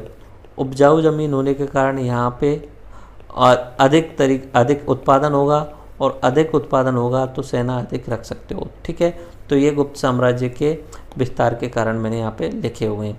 अब देखते हैं the sources of the Gupta dynasty. हमें कैसे पता चला कि गुप्ता डायनेस्टी, देखो सबसे इम्पोर्टेंट सोर्स जो मिला है वो सिक्के, यहाँ के राजाओं के सिक्के मिले हैं। उन सिक्कों में कुछ ना कुछ इमेजेज यूज की गई हैं, और इमेजेज एक तरीके से जैसे यूज की गई, एक में गरुड़ जो है वो सर्प को खा रहा है, एक में एक व्यक्ति जो है वो अपने हाथ में बीड़ा लिए हुए है। तो यहाँ से सिक्कों से भी पता चल रहा है। बहुत सारे स्मारक इनके द्वारा बनाए गए थे, जैसे नालंदा विश्वविद्यालय वो भी इनके द्वारा बनवाया गया था, कलाकृतियाँ थीं वो भी हैं। उसके बाद में स्तंभ लेख इम्पोर्टेंट हैं, उनमें भी इनके स्तंभ लेख जो हैं वो इलाहाबाद का स्तंभ लेख, पिलर वाले जो लेख हैं, ठीक है, इलाहाबाद का, जिसे प्रयाग प्रशस्ति कहा जाता है, प्रयाग प्रशस्ति कहा जाता है। तो उसमें इन राजाओं के विजयों का उल्लेख है। मेहरौली का स्तंभ लेख, मेहरौली का लौह स्तंभ है, ठीक है, मेहरौली का लौह स्तंभ जो है उसमें भी मौर्य साम्राज्य के राजाओं का उल्लेख है। धार्मिक साहित्य की बात करें तो जितने भी पुराण आप सुनते हो वो सब पुराण अपने गुप्त साम्राज्य के समय पे ही लिखे गए थे। धर्मशास्त्र जो है वो उनमें विकास हुआ था, धार्मिक साहित्य में वो हुआ था गुप्त साम्राज्य के टाइम पे। तो इनमें सब में गुप्त साम्राज्य का कहीं ना कहीं वर्णन आपको मिल जाता है, पुराणों में, धर्मशास्त्रों में। तो यहाँ से जानकारी हमें मिलती है गुप्त साम्राज्य के बारे में। यात्रा वृत्तांत की बात की जाए तो चीनी यात्री फाहियान आया था भारत में घूमने के लिए तो नहीं आया था एक्चुअली में, वो बौद्ध धर्म का अध्ययन करने के लिए आया था, बौद्ध धर्म का अध्ययन करने के लिए आया था। तो उसने भी अपने यात्रा वृत्तांत लिखे हैं, तो उससे कहीं ना कहीं पता चलता है कि गुप्त साम्राज्य में सामाजिक जीवन कैसा था, राजनीतिक व्यवस्था कैसी थी। ओके, और एक व्यक्ति हैं विशाखा दत्त, तो उनके द्वारा एक पुस्तक लिखी गई है मुद्रा राक्षस और देवी चंद्रगुप्तम, तो इनसे भी गुप्त साम्राज्य के बारे में पता चलता है। ओके, ये जो आप इमेज देख रहे हैं इधर की साइड में, ये अपना प्रयाग प्रशस्ति है, इसमें भी विजयों का उल्लेख है, अपने गुप्त साम्राज्य की जितनी भी विजय हैं उनका उल्लेख है। उसके अलावा ये मेहरौली का लौह स्तंभ है, ठीक है, ये कुतुब मीनार के पास में है, कुतुब मीनार दिल्ली के पास में लगा हुआ है, तो ये लौह स्तंभ है मेहरौली का। तो यहाँ पे भी गुप्त साम्राज्य के राजाओं के बारे में लिखा हुआ है। अब देखते हैं गुप्त वंश की समय सारणी। ठीक है, देखो समय मैंने आपको बता दिया था, नॉर्मली 240 से लेकर के 550 तक के आसपास का समय यहाँ पे मैंने बताया था। तो यहाँ पे मैंने जो स्केल बनाई है 200 से लेके 500 के आसपास तक की बनाई है। बाकी जो लास्ट वाले राजा थे वो इम्पोर्टेंट नहीं थे इतने ज़्यादा। ठीक है, देखिए पहला आते हैं 240 से लेके 280 तक, कौन है? श्रीगुप्त हैं, ये गुप्त वंश के संस्थापक हैं। ठीक है, लेकिन इनका जो एरिया था वो छोटा था, कौशाम्बी के आसपास वाला क्षेत्र था, ज़्यादा बड़ा इलाका नहीं था। दूसरे आते हैं घटोत्कच, ये भी 40 साल शासन करते हैं 280 से 320 तक, लेकिन इन्होंने कुछ बड़ा नहीं किया, कोई साम्राज्य विस्तार नहीं किया। उसके बाद में आते हैं चंद्रगुप्त फर्स्ट, ये ही सबसे इम्पोर्टेंट यहाँ से शुरू होते हैं, इन्हें ही वास्तविक संस्थापक माना जाता है। यानी कौशाम्बी के आसपास वाले जितने भी क्षेत्र थे उन्हें जीतने का काम किसने किया है? चंद्रगुप्त फर्स्ट ने। यहाँ से ये जो अपना गुप्त साम्राज्य है ये बढ़ना शुरू होता है, यानी छोटा राज्य नहीं रहता है, ये बड़ा राज्य होने लग जाता है और केंद्रीय राज्य बनने लग जाता है, बाकी राज्यों के ऊपर आधिपत्य जमाने लग जाता है। उसके बाद में आते हैं समुद्रगुप्त। समुद्रगुप्त का टाइम है 330 से 380। अब देखो इसमें 335 से 375 भी मिल जाता है कहीं पे भी, तो आपको कन्फ्यूजन नहीं होना है, बट आप मान के चलें 40 साल 45 साल उन्होंने शासन किया। समुद्रगुप्त को भारत का नेपोलियन कहा जाता है। भारत का नेपोलियन इसलिए कहा जाता है कि इन्होंने कम से कम 100 युद्धों में लगातार विजय हासिल की और ज़िंदगी में कभी कोई युद्ध नहीं हारा, ऐसा पुराणों में और अभिलेखों में मिलता है। ठीक है, तो समुद्रगुप्त को भारत का नेपोलियन कहा जाता है। इन्होंने बहुत विस्तार किया था गुप्त साम्राज्य का। समुद्रगुप्त के बाद में उनका बेटा रामगुप्त आता है, लेकिन वो शकों का आक्रमण होने के कारण रामगुप्त सही शासन नहीं कर पाता है, तो उसके बाद में तुरंत की तुरंत राजनीति पे आ जाता है चंद्रगुप्त सेकंड। देखो, चंद्रगुप्त मौर्य जो था वो आपको मैंने मौर्य साम्राज्य में पढ़ा चुका हूँ। यहाँ पे उसका कोई काम नहीं है, यहाँ पे हम गुप्त साम्राज्य की बात कर रहे हैं। तो यहाँ पे सिर्फ चंद्रगुप्त फर्स्ट और चंद्रगुप्त सेकंड, फर्स्ट वाला जो है वो यहाँ पे मैं आपको बता चुका हूँ 320 से 330 था, और सेकंड जो है वो 380 से 415 तक करीब करीब जो है वो अपना 35 साल शासन करने वाला है, और 35 साल सर्वाधिक शक्तिशाली शासक है वो। ठीक है, उसके बाद में कुमारगुप्त है जिन्होंने 415 से 455 तक शासन किया, नालंदा विश्वविद्यालय इन्होंने बनाया था। ओके, उसके बाद में स्कंदगुप्त भी आते हैं 455 से 463 AD तक, इनके शासन में हूण आक्रमण हुए थे। ठीक है, तो इसके बाद में जितने भी शासक आए थे वो कमज़ोर शासक थे, और हूण आक्रमणों के कारण जो अपना गुप्त साम्राज्य था उसकी स्थिति डाउन होने लग गई थी, और धीरे धीरे गुप्त साम्राज्य डिक्लाइन हो गया। ठीक है, अब एक एक करके हम राजा देखते हैं, एक एक राजा देखते हैं। शुरुआत करते हैं चंद्रगुप्त फर्स्ट से। समय मैंने बताया 320 से 330, थोड़ा बहुत ऊपर नीचे भी मान सकते हो। ठीक है, तो 319 320 इस तरीके से उन्होंने राज्याभिषेक हुआ, और 330 या 335 तक उनका शासन रहा। ठीक है, फिक्स डेट नहीं है, फिर भी इतना अनुमान लगाया हुआ है सब अलग अलग बुक्स को शामिल करते हुए। चंद्रगुप्त फर्स्ट ने महाअधिराज की उपाधि ग्रहण की, छोटे से राज्य को बड़े साम्राज्य में तब्दील किया। यानी शुरुआत तो श्रीगुप्त कर चुके हैं, ठीक है, लेकिन इसे फैलाने की शुरुआत जो की है वो चंद्रगुप्त फर्स्ट ने की है। श्रीगुप्त के बाद में घटोत्कच भी आया, लेकिन उसने कुछ नहीं किया। चंद्रगुप्त फर्स्ट ने छोटे राज्य को बड़े साम्राज्य में तब्दील किया। इन्होंने जब अपना शासन पे अभिषेक शुरू किया, यानी जिस समय शासन चलाना शुरू किया, उस समय गुप्त संवत की शुरुआत की थी 319 BC के आसपास में। ओके, इन्होंने लिच्छवी राजकुमारी से शादी करके साम्राज्य विस्तार किया, यानी नेपाल वाले क्षेत्र में भी इनका साम्राज्य हो गया। ये अपना चंद्रगुप्त फर्स्ट के टाइम के सिक्के का फोटो है, ये आप देख लीजिए। ओके, यहाँ पे मैंने मैप लगाया हुआ है। नॉर्मली जो अपना गुप्त साम्राज्य आता है उसमें 3 राजाओं का इम्पोर्टेंट रोल रहता है। चंद्रगुप्त फर्स्ट, ठीक है, उसके बाद में आता है अपना समुद्रगुप्त, और समुद्रगुप्त के बाद में आता है चंद्रगुप्त सेकंड। ओके, तो 3 राजा हैं, इनका बहुत बड़ा योगदान रहता है गुप्त साम्राज्य में, और इनके द्वारा ही विस्तार किया गया था राज्य का। देखिए, शुरुआत में जब श्रीगुप्त जब शासन शुरू करता है तब ये वाले क्षेत्र पे उनका अधिकार था। चंद्रगुप्त ने आते 320 335 लिखा हुआ है, तो इतना मान लीजिए 320 330 मान लीजिए। ठीक है, कोई डेट पे आपको लड़ना नहीं है, मैं पहले ही बोल चुका हूँ। चंद्रगुप्त ने इतना अपना साम्राज्य यहाँ तक बढ़ा लिया, इस जगह तक बढ़ा लिया था। ओके, उसके बाद में आता है समुद्रगुप्त। समुद्रगुप्त अपना अभियान चलाता है, साउथ में 12 दक्षिणाव्रत अभियान चलाता है, और इधर की साइड में उत्तर में भी अपने अभियान चलाता है, और सभी अभियानों में वो विजय हासिल करता है। तो समुद्रगुप्त इतना बड़ा क्षेत्र जो है वो अपने गुप्त साम्राज्य के अंदर मिला लेता है, यानी गुप्त साम्राज्य साउथ तक पहुंच गया है, चोला साम्राज्य तक पहुंच चुका है। ठीक है, ऊपर की साइड में कश्मीर को भी कवर कर लिया है, इधर पंजाब और इधर सिंध भी जो है वो गुप्त साम्राज्य के अंदर आ गए। अगला जो वो आता है राजा, वो आता है चंद्रगुप्त सेकंड।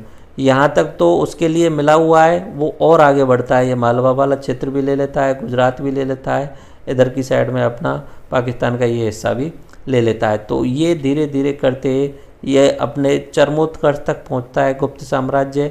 इसके बाद में साम्राज्य को संभाल के रखते हैं कुछ समय तक, धीरे धीरे वो गुप्त साम्राज्य डिक्लाइन भी होने लग जाता है, और 500 AD के आसपास आते आते खत्म हो जाता है। ओके, चंद्रगुप्त फर्स्ट देख चुके हैं, अब हम समुद्रगुप्त फर्स्ट देखते हैं। समुद्रगुप्त फर्स्ट का टाइम जो है 330 से 380, थोड़ा बहुत अगर आगे पीछे कर सकते हैं 335 से 375 रख सकते हैं, no problem. Okay, Napoleon of India कहा जाता है। नेपोलियन ऑफ इंडिया इसलिए कहा जाता है क्योंकि इन्होंने युद्ध नहीं हारे थे कभी भी। उन्होंने आर्यव्रत के 9 शासकों को और दक्षिण व्रत के 12 शासकों को लगातार पराजित किया था। तो इसलिए इन्हें क्या कहा जाता है, नेपोलियन ऑफ इंडिया। इन्होंने तीव्र साम्राज्य विस्तार किया, सिक्कों पर हाथ में वीणा पकड़े हुए स्वयं का चित्र अंकित कराया। तो मैंने बताया कोई ऐसा सिक्का है जिस पे कोई एक व्यक्ति हाथ में वीणा लिए हुए है, तो उससे लग रहा है शायद ये समुद्रगुप्त ही हैं जिन्होंने अपना फोटो उस सिक्के पे लगवा दिया है। ओके, तो ऐसा अनुमान लगाया गया है। ठीक है, और यहाँ से आप अनुमान लगा सकते हैं कि पहला राजा जिसका फोटो हमें मिला है। ओके, ये संगीत प्रेमी थे, इससे पता चल रहा है क्योंकि वीणा हाथ में लिए हुए हैं। साथ साथ में ये कविता प्रेमी भी थे, तो इन्हें कविराज कहा जाता था। क्या नाम बोला जाता था, कविराज। ओके, तो याद रख सकते हैं। मेन बात यह है कि वैष्णव धर्म के उपासक थे, भगवान विष्णु की पूजा करते थे। जितने भी गुप्त वंश के शासक हैं वो ब्राह्मणिज्म को फॉलो कर रहे हैं, ब्राह्मणिज्म को जैसा ब्राह्मण कह रहे हैं उसको फॉलो कर रहे हैं। उसके अलावा वैष्णव धर्म के ही ये उपासक हैं। ठीक है, तो इस तरीके से ये जो है वो हिंदू धर्म का पुनरुत्थान कर रहे हैं एक बार से, और इसलिए इसे गोल्डन एरा ऑफ इंडिया कहा जाता है, क्योंकि इनके समय पे संस्कृति और कला में जो विकास हुआ था वो बहुत ही शानदार था। ओके, अन्य धर्मों के भी प्रति सहिष्णु हैं, इन्हें किसी दूसरे धर्म से नफरत नहीं है, अपने धर्म के रूप में ये वैष्णव धर्म को मान रहे हैं। संस्कृत साहित्य को बहुत अधिक बढ़ावा मिला, क्योंकि इनके टाइम पे ब्राह्मणिज्म जो था वो एक संरक्षण के रूप में था, और ब्राह्मणों की जो मुख्य भाषा थी वो संस्कृत थी। तो संस्कृत साहित्य को बहुत बढ़ावा मिला। इनके दरबारी कवि थे हरिसेन। हरिसेन ने लिखा हुआ है कि लगातार 100 विजय इन्होंने हासिल की थी। आर्यव्रत के 9 शासकों को, दक्षिण व्रत के 12 शासकों को पराजित किया था। ठीक है, प्रयाग प्रशस्ति, अभी थोड़ी देर पहले चित्र दिखाया था मैंने।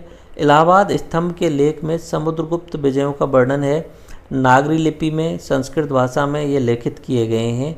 ठीक है, ये इलाहाबाद जो स्तंभ है उसमें नागरी लिपि और संस्कृत भाषा में ये सब लिखा हुआ है कि समुद्रगुप्त ने कहाँ कहाँ पे विजय प्राप्त की। ये संगीत प्रेमी थे और कविराज भी थे। ठीक है, ये जैसे कि आप देख सकते हैं ये सिक्का है, इस सिक्के में ये कोई वीणा लिए हुए कोई व्यक्ति है, तो माना जाता है शायद ये वही हैं, समुद्रगुप्त हैं। इसके अलावा ये दूसरा सिक्का है, और ये मैप मैं आपको पहले ही दिखा चुका हूँ, ये पहले दिखा दिया। अभी मैंने आपको बताया समुद्रगुप्त का, तो समुद्रगुप्त ने ये वाला हिस्सा जो है वो समुद्रगुप्त ने जीता था। ठीक है, आपको बताया कि दक्षिण में 12 मिशन गए, उत्तर में 9 मिशन किए उसने, और सभी में विजय हासिल की, तो नेपोलियन ऑफ इंडिया कहा जाता है। अब बात करते हैं चंद्रगुप्त सेकंड की। ठीक है, सबसे ज़्यादा अगर साम्राज्य जीत लिया है वो तो समुद्रगुप्त ने जीत लिया है, लेकिन बहुत कुछ हिस्सा जो है बचा हुआ वो चंद्रगुप्त सेकंड लेके आते हैं। इनका शासन 380 से 415 बीडी तक का। ओके, विशाखा दत्त की एक रचित नाटक है देवी चंद्रगुप्तम। तो चंद्रगुप्त सेकंड राजा कैसे बने इसकी कहानी है पूरी। समुद्रगुप्त का जो बेटा था वो था रामगुप्त, पहला बेटा था रामगुप्त, ये रामगुप्त बड़ा बेटा, और छोटा बेटा था चंद्रगुप्त। ओके, अब रामगुप्त राजा बना था, मान लेते हैं 380 से पहले 375 में अगर समुद्रगुप्त हट जाता है तो रामगुप्त वहाँ पे राजा बना था। ठीक है, रामगुप्त जो था वो डरपोक था, कायर था, ऐसा बोला जाता है। रामगुप्त पर शकों ने आक्रमण किया, शक राजाओं ने रामगुप्त पर आक्रमण किया और रामगुप्त को एक तरीके से पराजित कर दिया था, और रामगुप्त के साथ में संधि की। संधि क्या की कि आप अपनी पत्नी, रामगुप्त की पत्नी का नाम था ध्रुव देवी, रामगुप्त के साथ शकों ने संधि की कि आप अपनी पत्नी को हमारे पास में भेज दीजिए, और मजबूरन रामगुप्त को अपनी पत्नी को शकों के पास में भेजना पड़ा। जब यह बात उसके छोटे भाई चंद्रगुप्त को पता चली तो वो नाराज़ हो गया। छोटा भाई जो था चंद्रगुप्त, उसे पता चली तो वो नाराज़ हो गया। उसने प्रण लिया और बदला लेने के लिए वो शक राजाओं से युद्ध करने चला गया, और शक राजाओं को पराजित कर दिया उसने। शक राजाओं को पराजित किया, ध्रुव देवी को वापस लेके आ गया, और रामगुप्त देखा उसने कि डरा हुआ है, कमज़ोर है, ये शासन नहीं कर सकता, तो उसने रामगुप्त को भी ख़त्म कर दिया, और रामगुप्त को ख़त्म करके स्वयं क्या हुआ, गद्दी पर वो विराजमान हो गया चंद्रगुप्त। ठीक है, तो यहाँ पे चंद्रगुप्त सेकंड का शासन शुरू हो जाता है, जबकि चंद्रगुप्त सेकंड जो था वो छोटा भाई था। ओके, शकों को हराने के बाद उन्होंने साकरी की उपाधि धारण कर ली। शकों को हराने के कारण साकरी सब उपाधि धारण कर ली। उज्जैन को अपने साम्राज्य में मिला लिया, ये सबसे बड़ी बात थी। मालवा वाला क्षेत्र, गुजरात वाला क्षेत्र उन्होंने अपने साम्राज्य में मिला लिया, और इनका नाम हो गया चंद्रगुप्त सेकंड विक्रमादित्य। विक्रमादित्य क्या है कि पुराने समय पे उज्जैन का जो राजा था उसने शकों को पहले हराया था, और उसने विक्रमादित्य की उपाधि धारण की थी। सेम टू सेम अब ये चंद्रगुप्त जो हैं उन्होंने उज्जैन पे भी अपना अधिकार कर लिया और शकों को भी हरा दिया। तो सेम वही उपाधि उन्होंने खुद से धारण कर ली, चंद्रगुप्त सेकंड विक्रमादित्य। अब उनका पूरा नाम हो गया चंद्रगुप्त सेकंड विक्रमादित्य। खास बात यही है, पहले की तरह चालाक बहुत हैं, वैवाहिक संबंध स्थापित करके साम्राज्य विस्तार कर रहे हैं। इन्होंने चंद्रगुप्त सेकंड ने अपनी बेटी प्रभावती की शादी वाकाटक राजकुमार से कर दी। अब वाकाटक राजकुमार की कम उम्र में ही मृत्यु हो गई, तो वाकाटक साम्राज्य जो था वो उसका संचालन कौन कर रही थी? प्रभावती कर रही थी। इनडायरेक्टली वो सब किसके हाथ में आ गया? चंद्रगुप्त सेकंड के हाथ में आ गया वो वाकाटक साम्राज्य। ठीक है, तो इस तरीके से उन्होंने बहुत सारी चालों से अपने साम्राज्य को बढ़ाया, युद्धों से साम्राज्य का विस्तार किया, यानी सिंध नदी तक पहुंच गए। मालवा, गुजरात, काठियावाड़, ये मैंने अभी थोड़ी देर पहले बताया कि यहाँ सिंध नदी जाती है, सिंध नदी तक वो पहुंच गए। इधर की साइड में मालवा, काठियावाड़, गुजरात पूरा क्षेत्र उन्होंने कब्जे में ले लिया। ओके, उसके बाद में बंगाल वाले क्षेत्र तक भी पहुंच गए। चीनी यात्री फाहियान आया था भारत, इनके समय पे भारत भ्रमण करने पर आया था, बौद्ध धर्म की जानकारी प्राप्त करने के लिए आया था। ठीक है, बौद्ध धर्म के बारे में वो जानना चाह रहा था। तो चीनी यात्री फाहियान जो था उसे राजनीति से कोई मतलब नहीं था, इसलिए चंद्रगुप्त सेकंड के टाइम पे आया है, फिर भी उसने अपने यात्रा वृत्तांत में उसका नाम नहीं लिया है।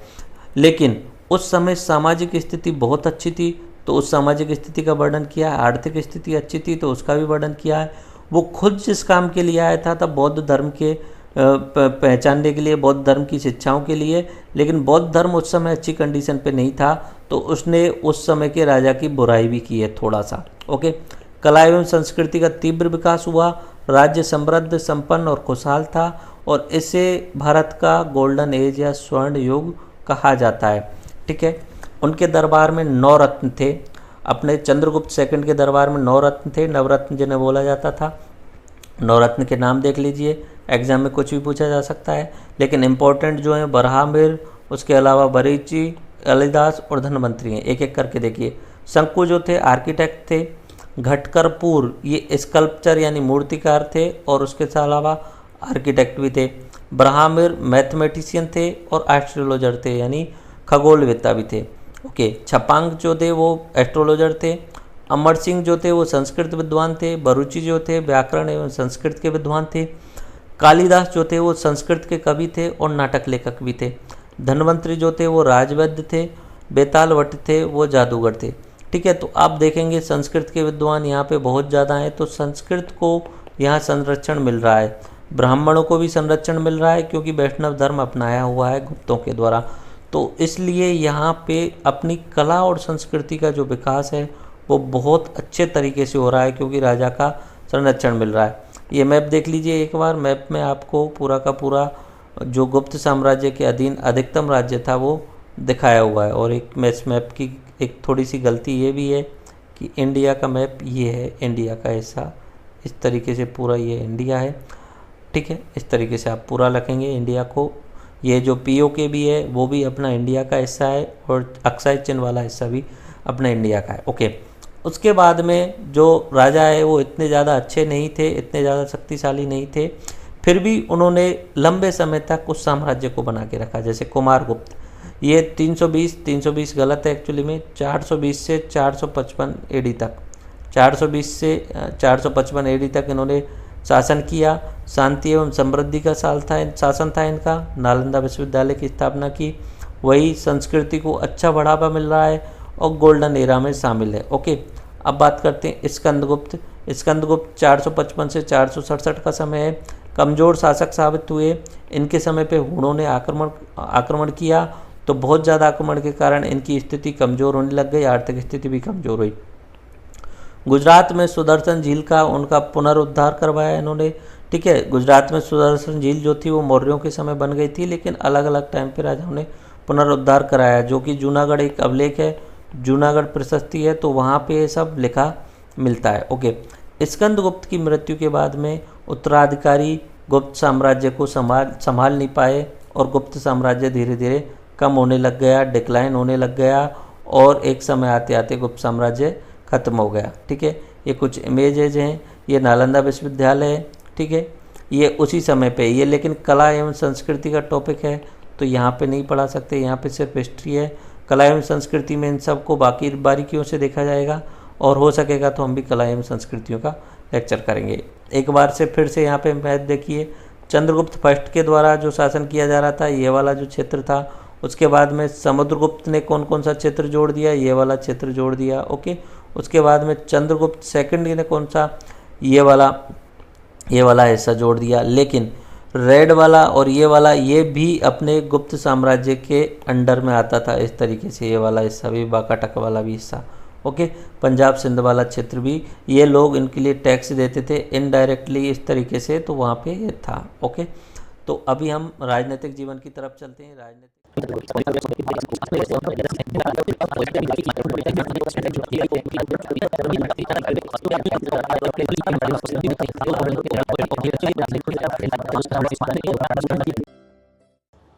तो अभी हम गुप्त साम्राज्य के सभी राजाओं और उनके योगदानों को देख चुके हैं, ठीक है। एक बार फिर से मैं रिवाइज कराता हूँ। सबसे शुरुआत में मैंने बताया था श्रीगुप्त ने वहाँ पे स्थापना की थी। उसके बाद में जो सबसे इम्पोर्टेंट रहे चंद्रगुप्त रहे थे, चंद्रगुप्त फर्स्ट। उसके बाद में समुद्रगुप्त आए, और समुद्रगुप्त के बाद में आए चंद्रगुप्त सेकंड, ओके। तो इस तरीके से हम मेन राजाओं को देख चुके हैं। अब गुप्त साम्राज्य का राजनीतिक, आर्थिक और सामाजिक जीवन देखते हैं, ओके। अब हम अंतिम पड़ाव की ओर हैं, तो मैं भी फिर से प्रकट हो गया हूँ आपके सामने। तो यहाँ से हम राजनीतिक, आर्थिक और सामाजिक जीवन देखते हैं कि गुप्त साम्राज्य, जो मैं अभी बोल चुका हूँ आपको कि सोने की चिड़िया कहलाता था भारत उस समय, तो कैसे, क्यों कहलाया जाता था सोने की चिड़िया, गोल्डन एरा ऑफ इंडिया क्यों कहा जाता है, ओके।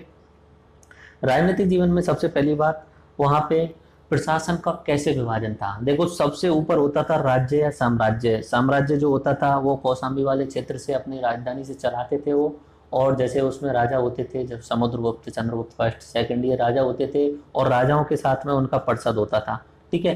तो ये साम्राज्य चलाने की सबसे बड़ी इकाई होती थी। अगर न्याय व्यवस्था की बात की जाए तो न्याय व्यवस्था राजा और परिषद के साथ में ब्राह्मणों की सहायता से न्याय किया जाता था। यानी ब्राह्मण ग्रंथों में जो न्याय व्यवस्था लिखी हुई है उसके हिसाब से न्याय किया जाता था केंद्र के लेवल पे। सबसे ऊपर केंद्र के लेवल पे हैं अपने राजा और परिषद, ओके।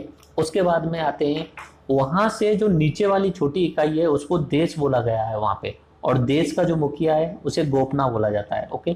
तो ये किसी भी एग्जाम में कहीं भी पूछा जा सकता है कि गोपना कौन है। तो गुप्त शासन काल के समय पे जो राजा के नीचे जो प्रशासनिक तंत्र होता था उसे देश बोलते हैं, और देश का मुखिया होता था गोपना। देश से नीचे की साइड में आते हैं तो एक नया प्रशासनिक तंत्र मिलता है जिसे भुक्ति बोलते हैं, ओके। भुक्ति, अगर आप चाहें तो आज के संभाग स्तर बोल सकते हैं एक तरीके से। भुक्ति का जो प्रमुख होता था उपरिक होता था, ठीक है। ये उपरिक वगैरह ये ऑब्जेक्टिव टाइप में नॉर्मली हर एग्जाम में पूछे जाते हैं, ऐसे नाम अचानक से दिए जाते हैं और पूछा जाता है कि ये कौन थे, ओके। उसके बाद में आता है विषय शब्द। विषय जो है वो भुक्ति के नीचे आता है, तो आज के समय पे जिला जो है उस जिला लेवल की अगर बात करें तो विषय मान सकते हैं उसे, ओके। तो विषय में विस्पति वहां का मुखिया होता था। उसके बाद में सबसे नीचे और छोटी इकाई होती थी ग्राम। ग्राम का जो मुखिया होता था उसे ग्रामीक बोलते थे, और ग्रामीक की सहायता के लिए मेहतर होते थे, यानी पंच पटेल होते थे ग्रामीक की सहायता के लिए। अब ये मेहतर शब्द जो है काफी बार आईएएस के एग्जाम में भी पूछा जा चुका है, तो ऐसे जो भी शब्द आपको दिख रहे हैं ये एग्जाम में पूछे जा सकते हैं। तो मेहतर शब्द बताइए कि गुप्त काल में किसके लिए उपयोग किया जाता था। तो जो ग्रामीण समाज होता था, गांव का मुखिया होता था ग्रामीण, उसकी सहायता के लिए पंच पटेल जो होते थे वो मेहतर कहलाते थे, ओके। उसके बाद में ग्राम सभा होती थी जिसमें सभी आम लोग शामिल हो सकते थे, लेकिन उनका मुखिया ग्रामीण और मेहतर। जब बहुत सारे ग्रामों का समूह मिल जाता था तो पैठ बनता था, पैठ ग्रामों का समूह मिल जाता था। तो अभी एक बार हम नीचे से ऊपर की तरफ चलते हैं। नीचे से ऊपर की तरफ कैसे चलते हैं, सबसे छोटी इकाई ग्राम मान लेते हैं, उससे ऊपर चलते हैं तो पैठ मिलता है हमें, ओके।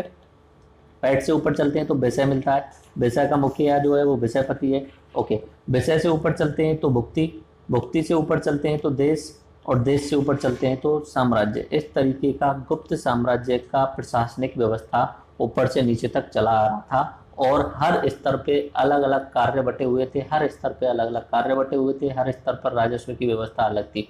तो यहाँ से माना जाता है कि इनको अलग अलग अधिकार होने के कारण जब गुप्त साम्राज्य धीरे धीरे समाप्त होने लगा तो ये खुद से अपने आप को एक सामंत के रूप में स्थापित करने लग गए। भुक्ति, विषय, ये छोटे छोटे राज्य बाद में बनाने लग गए।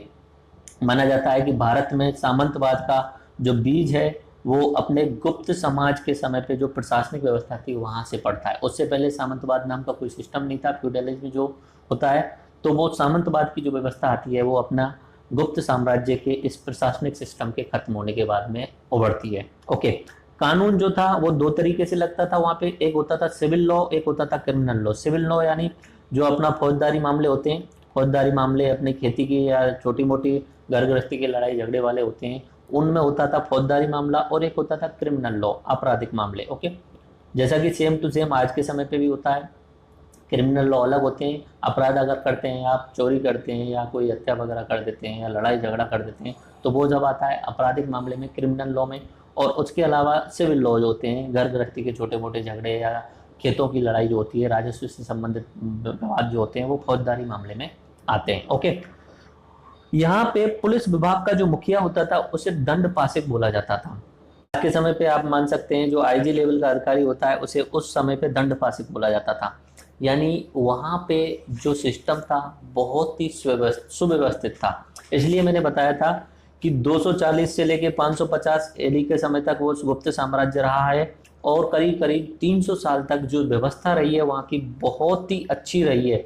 इसलिए उसे गोल्डन एज ऑफ इंडिया कहा जाता है। और मोर इम्पोर्टेंट, आपको पता ही है कि आज़ादी के बाद का जो इतिहास है वो अपना ब्राह्मणिकल इतिहास के रूप में ही माना जाता है। थोड़ा बहुत उस समय भी ब्राह्मणिकल ही लोग थे जो अपना शासन कर रहे थे, राजा के साथ में उनका समर्थन था।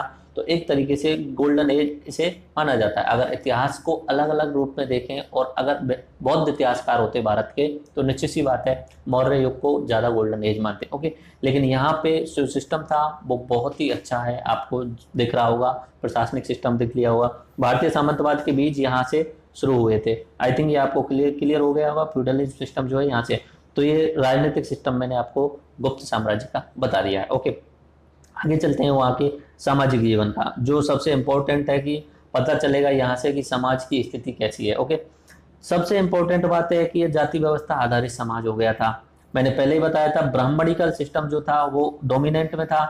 तो जो पुराने समय पे जो सिस्टम था मौर्य साम्राज्य के समय पे, मैंने आपको बताया था जो जातियां होती थी वो जन्म के आधार पे नहीं होती थी, व्यवसाय के आधार पे होती थी। एक ब्राह्मण चाहे तो क्षत्रिय बन सकता था, क्षत्रिय चाहे तो वैश्य बन सकता था, अगर क्षत्रिय चाहे तो ब्राह्मण बन सकता था अगर पढ़ाई लिखाई कर ले तो। इस तरीके से मौर्य साम्राज्य के समय जो सिस्टम था, क्योंकि बौद्ध धर्म अपनाया हुआ था अशोक के द्वारा, उस समय जो सिस्टम था उसमें सबको समानता के अधिकार मिले हुए थे, ऊंच नीच ज्यादा नहीं थी उस समय तक।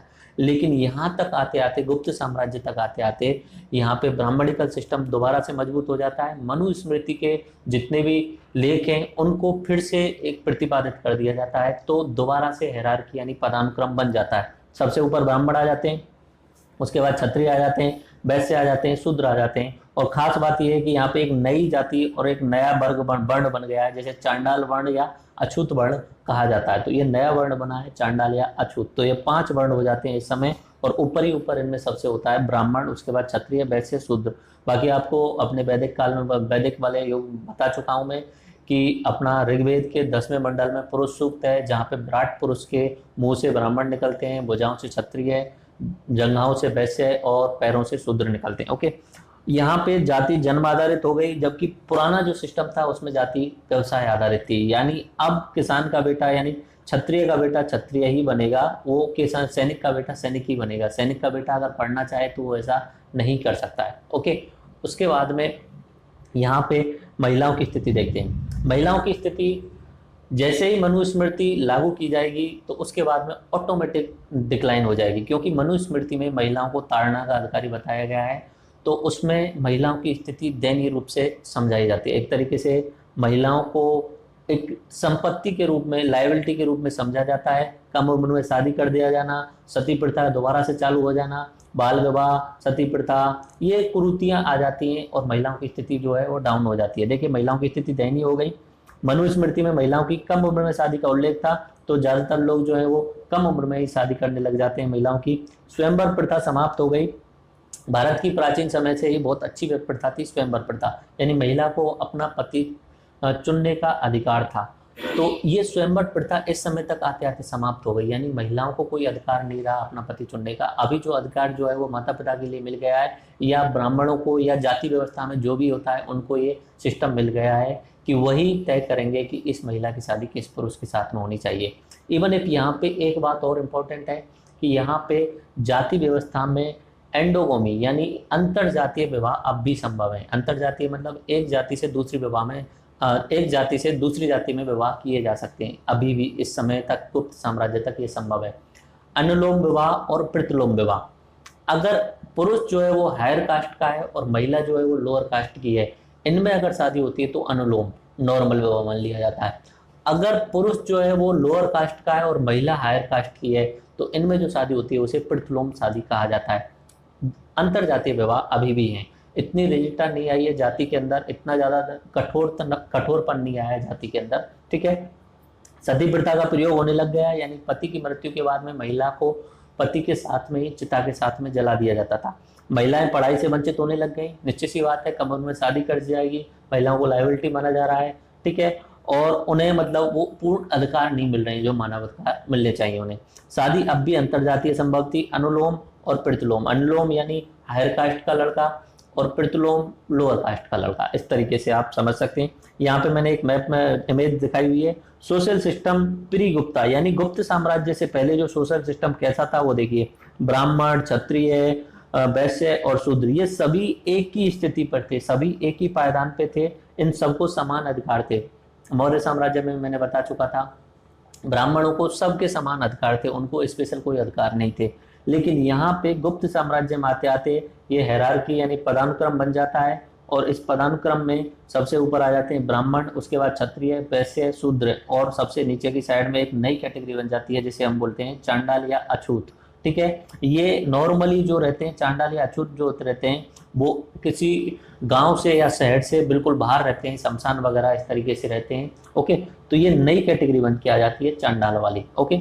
आई थिंक ये आपको क्लियर हो गया। सामाजिक सिस्टम जो है वो थोड़ा सा डाउन हो गया है वहाँ पे, लेकिन आर्थिक स्थिति, राजनीतिक स्थिति दोनों ही बहुत मजबूत हैं, ठीक है। और इवन इफ हो सकता है कि शूद्रों की स्थिति डाउन हो चुकी होगी, चांडालों की स्थिति डाउन हो चुकी होगी, लेकिन ऊपर वाले जो तीन जो श्रेणियां हैं उनकी स्थितियां अच्छी हैं और उन्होंने ही इतिहास लिखा है। तो उन्होंने इतिहास लिखा है तो शायद इनकी बात को नहीं सुना गया हो, तो हो सकता है ये। लेकिन गुप्त एम्पायर जो है ओवरऑल बहुत अच्छा एम्पायर है, प्रशासनिक सिस्टम बहुत अच्छा है, राजनीतिक सिस्टम अच्छा है। इवन एक वहाँ के जो राजा हैं वो वेलफेयर स्कीम चलाते हैं, कल्याणकारी योजनाएं चलाते रहते हैं, ओके। अब बात करते हैं आर्थिक जीवन की।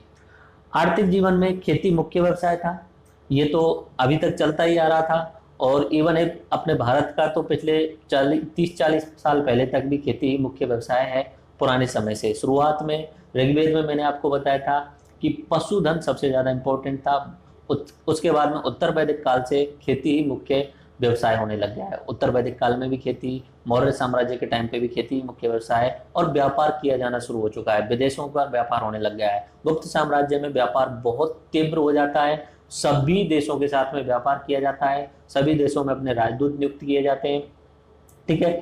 तो खेती मुख्य व्यवसाय था। उत्पादन का 1/4 हिस्सा से 1/6 फिक्स नहीं है, अलग अलग जगह पे देश और भुक्ति बने हुए हैं, तो हो सकता है कहीं पे 1/4, 1/5, तो 1/4 से 1/6 के बीच में जो उत्पादन हो रहा है कृषि का वो टैक्स के रूप में लिया जा रहा है, ओके।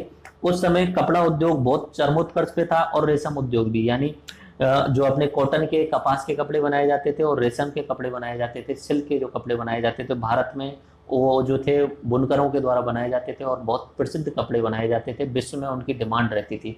अंग्रेज जब भी भारत आए थे, आपको पता होगा अंग्रेज 1700 के आसपास में भारत आए थे, उस समय भी उन्हें सिर्फ और सिर्फ कपड़े, रेशम के कपड़े, कपास के कपड़े और मसालों की ही डिमांड थी, इसलिए व्यापार करना चाहते थे भारत के साथ में, ओके। एक शब्द आता है शर्तवाह, शर्तवाह नाम से एक शब्द है, ये शर्तवाह शब्द यूज किया गया है गुप्त साम्राज्य में व्यापारियों के संघ के लिए। व्यापारियां मिलके अपने गिल्ड्स बना लेते थे, संघ बना लेते, तो उसे शर्तवाह कहा जाता है, ओके। सिक्के, सिक्के से ही यहाँ पे इंपॉर्टेंट पता चलता है कि कितना समृद्ध था, क्योंकि सबसे ज्यादा सिक्के जो मिले हैं उनके टाइम पे वो सोने के सिक्के मिले हैं। सोने के सिक्के मिल रहे हैं, इसका मतलब कुछ ना कुछ तो सोने का कुछ ज्यादा ही रहा होगा वहाँ पे। और सोना एक्चुअली में भारत में पैदा नहीं होता था, उस समय तक इतना ज्यादा पैदा नहीं होता था, लेकिन ये जो व्यापारी जब भी बाहर जाते थे कुछ भी व्यापार करने के लिए, भारत का एक्सपोर्ट ज्यादा होता था, इंपोर्ट कम होता था, व्यापार घाटा नहीं था, व्यापार सरप्लस था भारत उस समय, ठीक है। तो जो एक्सपोर्ट करके माल ले जाते थे एक्सपोर्ट के लिए, बदले में वो ज्यादातर देशों से सोना लेके आते थे, ओके। तो भारत में सोने की मात्रा अधिक हो गई थी, तो सिक्के जो हैं वो सोने चांदी तांबे के सिक्के मिलते हैं, लेकिन सोने के जो सिक्के हैं वो अधिक हैं। सोने के सिक्के अधिक होने के कारण गुप्त वंश की समृद्ध अर्थव्यवस्था को यह दर्शाते हैं। चंद्रगुप्त के जो सिक्के मिले हैं उनमें गरुड़ द्वारा सर्प का शिकार किया जा रहा है, ठीक है। मैं बता चुका हूँ चंद्रगुप्त के समय के जो सिक्के हैं उनमें गरुड़ के द्वारा सर्प का शिकार किया जा रहा है। और समुद्रगुप्त के सिक्के जो है उनमें बीड़ा बजाते हुए एक व्यक्ति को दिखाया गया है। माना जा रहा है कि यह बीड़ा बजाते हुए जो व्यक्ति हैं वो समुद्रगुप्त ही हैं, ओके। और यहाँ से अगर ओरिजिनलिटी बात की जाए तो पहले राजा का चित्र हमें मिलता है, पहले राजा का चित्र अगर हमें मिलता है, इमेज अगर कोई मिलती है तो पहले राजा की यहाँ मिलती है। उससे पहले अगर बात की जाए, आप जितने भी इमेज देखते हैं अशोक की या चाणक्य की, ये सब कल्पनाओं के आधार पर बनाई गई हैं, इनके इमेज नहीं है नॉर्मली, ठीक है। तो अशोक कैसे थे, चाणक्य कैसे थे, ऐसा नहीं पता है हमें। हमें उनके स्तंभ लेख मिले, शिलालेख मिले और बहुत सारी पुस्तकों में उनका वर्णन मिला, लेकिन उनके इमेज नहीं मिले उस समय के, ओके। यहाँ पे सिक्कों में चित्र लगाए जा रहे हैं और वो भी अपने खुद के राजाओं के चित्र लगाए जा रहे हैं। तो यहाँ पे बीना बजाते हुए एक व्यक्ति दिखे, तो वहां से पता चल रहा है कि समुद्रगुप्त ऐसे रहे होंगे, ओके। उसके बाद में व्यापार, आर्थिक स्थिति में व्यापार की बात करें तो व्यापार की जो कंडीशन थी बहुत ज्यादा थी। एक्सपोर्ट यानी निर्यात जो था बहुत ज्यादा था, क्योंकि भारत में उत्पादन वस्तुओं का बहुत ज्यादा होता था। भारत के जो बुनकर थे, कारीगर थे, बहुत अच्छे थे। तो व्यापार जो किया जाता था रोमन साम्राज्य के साथ किया जाता, उस समय का समृद्ध शासन जो डिक्लाइन होने लग गया था 3rd AD तक आते आते। उसके अलावा इथोपिया के साथ में इथोपिया का साम्राज्य था, पर्सिया से व्यापार किया जाता था। पूर्वी एशिया में चीन, उधर के अलावा जापान और बाकी जितने भी इधर के साथ में लाओस, कंबोडिया ये देश इनके साथ में व्यापार किया जाता था। श्रीलंका के साथ में व्यापार किया जाता था। तो व्यापार जो था वो सभी देशों के साथ में किया जाता था और ज्यादातर जो होता था वो एक्सपोर्ट किया जाता था, मतलब माल यहाँ से भेजा जाता था, बना हुआ उत्पादित माल भेजा जाता था, बदले में वहां से कुछ ना कुछ करेंसी वगैरह या सोने वगैरह या उन वहां के कुछ सामान लेके आए जाते थे। देखिए क्या क्या एक्सपोर्ट किया जाता था। कपास के कपड़े, उस समय भारत के पूरे विश्व में फेमस थे कपास के कपड़े। बनारसी रेशम, रेशम के जो बनारस में जो बुनकरों के द्वारा बनाए जाते थे, इवन इफ राइट नाउ आज तक भी बनारस के वो प्रसिद्ध हैं, बनारसी रेशम प्रसिद्ध हैं। उसके अलावा मसाले, भारत के मसाले पूरे विश्व में यूनिक हैं, भारत में मसाले मिलते हैं। उसके अलावा अपना इंडोनेशिया वाला क्षेत्र, वहाँ पे भी मसाले मिलते हैं। तो भारत के मसाले जो हैं वो यूनिक हैं, तीखापन बहुत ज़्यादा यूनिक है। इंडिया की काली मिर्च, इलायची, ये पूरे विश्व में फेमस रहे हैं हमेशा से ही और पूरे विश्व में इनकी डिमांड रही है, ठीक है। उसके अलावा चंदन साउथ में पैदा होता था अपने भारत में, तो वहां से चंदन की लकड़ियां बाहर भेजी जाती थी। उसके अलावा हिमालय के इत्र जो हैं, हिमालय के क्षेत्र में बहुत सारे पौधों से इत्र प्राप्त होता था, वो उत्पादित किया जाता था यहाँ पे और उसके बाद में विदेशों में भेजा जाता था। चमड़े के उत्पाद भी भेजे जाते थे। तो याद रखना, कपास के कपड़े, बनारसी रेशम, मसाले, चंदन, हिमालयी इत्र और चमड़े के उत्पाद ये जो हैं वो एक्सपोर्ट किया जाता है। इसके अलावा हाथी दांत भी एक्सपोर्ट किए जाते थे। भारत में लोह उत्पाद अधिक होने लग गया था, तो भारत के लोह का उत्पादन जो था वो भी एक्सपोर्ट किया जाता था और हीरे वगैरह भी यहाँ से तराश करके एक्सपोर्ट किए जाते थे, ओके। अब इम्पोर्ट किया जाता, क्या किया जाता था, एक्चुअली में एक्सपोर्ट ज्यादा किया जाता था व्यापार में और इम्पोर्ट कम किया जाता था, इसलिए भारत सरप्लस इकोनॉमी था उस समय, ओके। इम्पोर्ट, घोड़े वगैरह इम्पोर्ट किए जाते थे विदेशों से, ओके, क्योंकि भारत में घोड़े उस समय इतने ज्यादा थे नहीं। और उसके अलावा चाइनीज सिल्क, ये कच्चे माल के रूप में लिया जाता था, कच्चे माल के रूप में चाइना से सिल्क लेके आते थे, रेशम लेके आते थे और भारत में उन सिल्क का कपड़े बनाए जाते थे, ओके। कॉपर यानी तांबा लेके आते थे और गोल्ड, ये सबसे ज्यादा इंपॉर्टेंट है कि जितना भी उत्पादन करते थे, जितने भी व्यापारी थे, वो सबसे ज्यादा कोशिश करते थे जितना हो सके उतना सोना अपने पास में रख लो। तो भारत उस समय सोने का एकत्रीकरण के मामले में सबसे ज्यादा हो गया था, इसलिए ही सोने की चिड़िया कहलाता था। और उसके बाद में सिक्के भी सोने के ही बनाए जाने लग गए और इथोपियन आइवरी यानी इथोपिया के हाथी दांत जो है वो इंपोर्ट किए जाते थे। तो आर्थिक स्थिति से आप देख सकते हैं कि कितना समृद्ध आपको दिख रहा है। यहाँ पे सामाजिक स्थिति आपको थोड़ा बहुत डावाडोल लगी होगी, लेकिन आर्थिक स्थिति के मामले में ये सबसे ज्यादा समृद्ध है। इवन मोस्ट इंपॉर्टेंट बात यह है कि इनका जो व्यापार वाला सिस्टम है वो सबसे ज्यादा अच्छा है, ओके। आगे बात करते हैं हम धार्मिक जीवन की। धार्मिक जीवन में तो मैं पहले ही बता चुका हूँ, ये जो गुप्त साम्राज्य के जो राजा हैं ज्यादातर वो वैष्णव संप्रदाय को अपनाए हुए हैं, भगवान विष्णु की पूजा करते हैं। ब्राह्मणिकल सिस्टम इनके साथ में है, ब्राह्मण पुजारी इनके साथ में रहते हैं इनकी सलाह के लिए, जैसा कि अपने हिंदू धर्म में माना जाता है पुजारी जो है वो एक तरीके से राजा की सलाह के लिए साथ में ही रहते हैं। तो ब्राह्मणिकल सिस्टम साथ में है, तो इसमें हायरार्की आ जाती है, पदानुक्रम आ जाता है, ऊंच नीच आ जाती है, कुछ कमियां भी हो जाती हैं। लेकिन धार्मिक जीवन की अगर बात की जाए तो धार्मिक जीवन में वैष्णव संप्रदाय को ये फॉलो करते थे, और भगवान विष्णु की मूर्तियां, भगवान विष्णु के और शिव के मंदिर वो बनाए जाते थे। वैष्णव संप्रदाय की जो ब्राह्मण संप्रदाय सर्वोच्च था और दो शाखाएं थी, शैव संप्रदाय और वैष्णव संप्रदाय। वैष्णव संप्रदाय को ज्यादा फॉलो करते थे। शिव जी के लिए भी इन्होंने मंदिर बनवाए थे।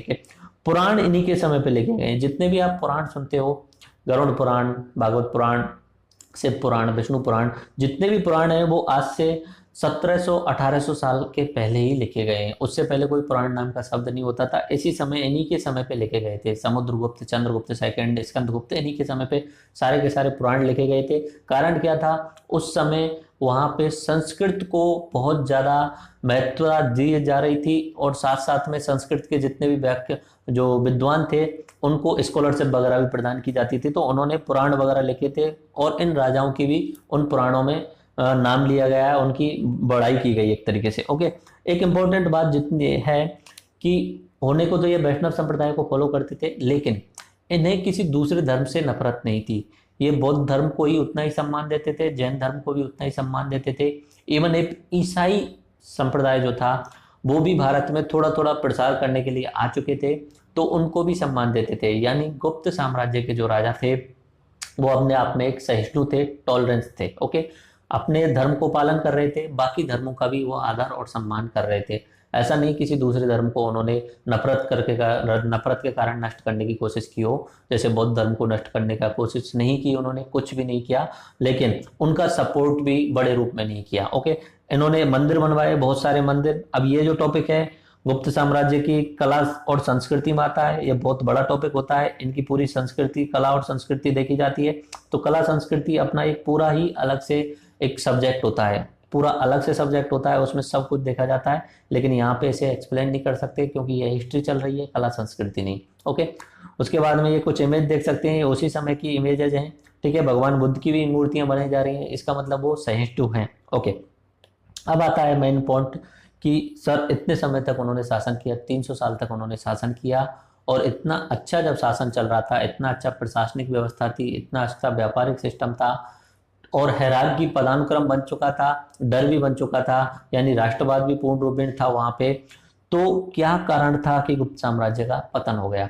मौर्य साम्राज्य में तो यह था कि उन्होंने बौद्ध धर्म अपना लिया, अहिंसा का रास्ता अपना लिया। अहिंसा से कभी राज्य नहीं चलते, सीधी सी बात यह है, अहिंसा के बल पे राज्य नहीं चलते। अहिंसा अच्छी बात है, अपनानी चाहिए, लेकिन अगर आपको राज्य चलाना है तो साम दाम दंड भेद सारे तरीके अपनाने होते हैं। ओके, गुप्त साम्राज्य के पतन के कारण क्या है? सबसे इंपॉर्टेंट कारण तो यही होता है कि कितनी भी संपत्ति हो, कितना भी पैसा हो, अगर उसको संभालने वाला व्यक्ति सही नहीं है, उत्तराधिकारी सही नहीं है, तो सब कुछ नष्ट कर देगा।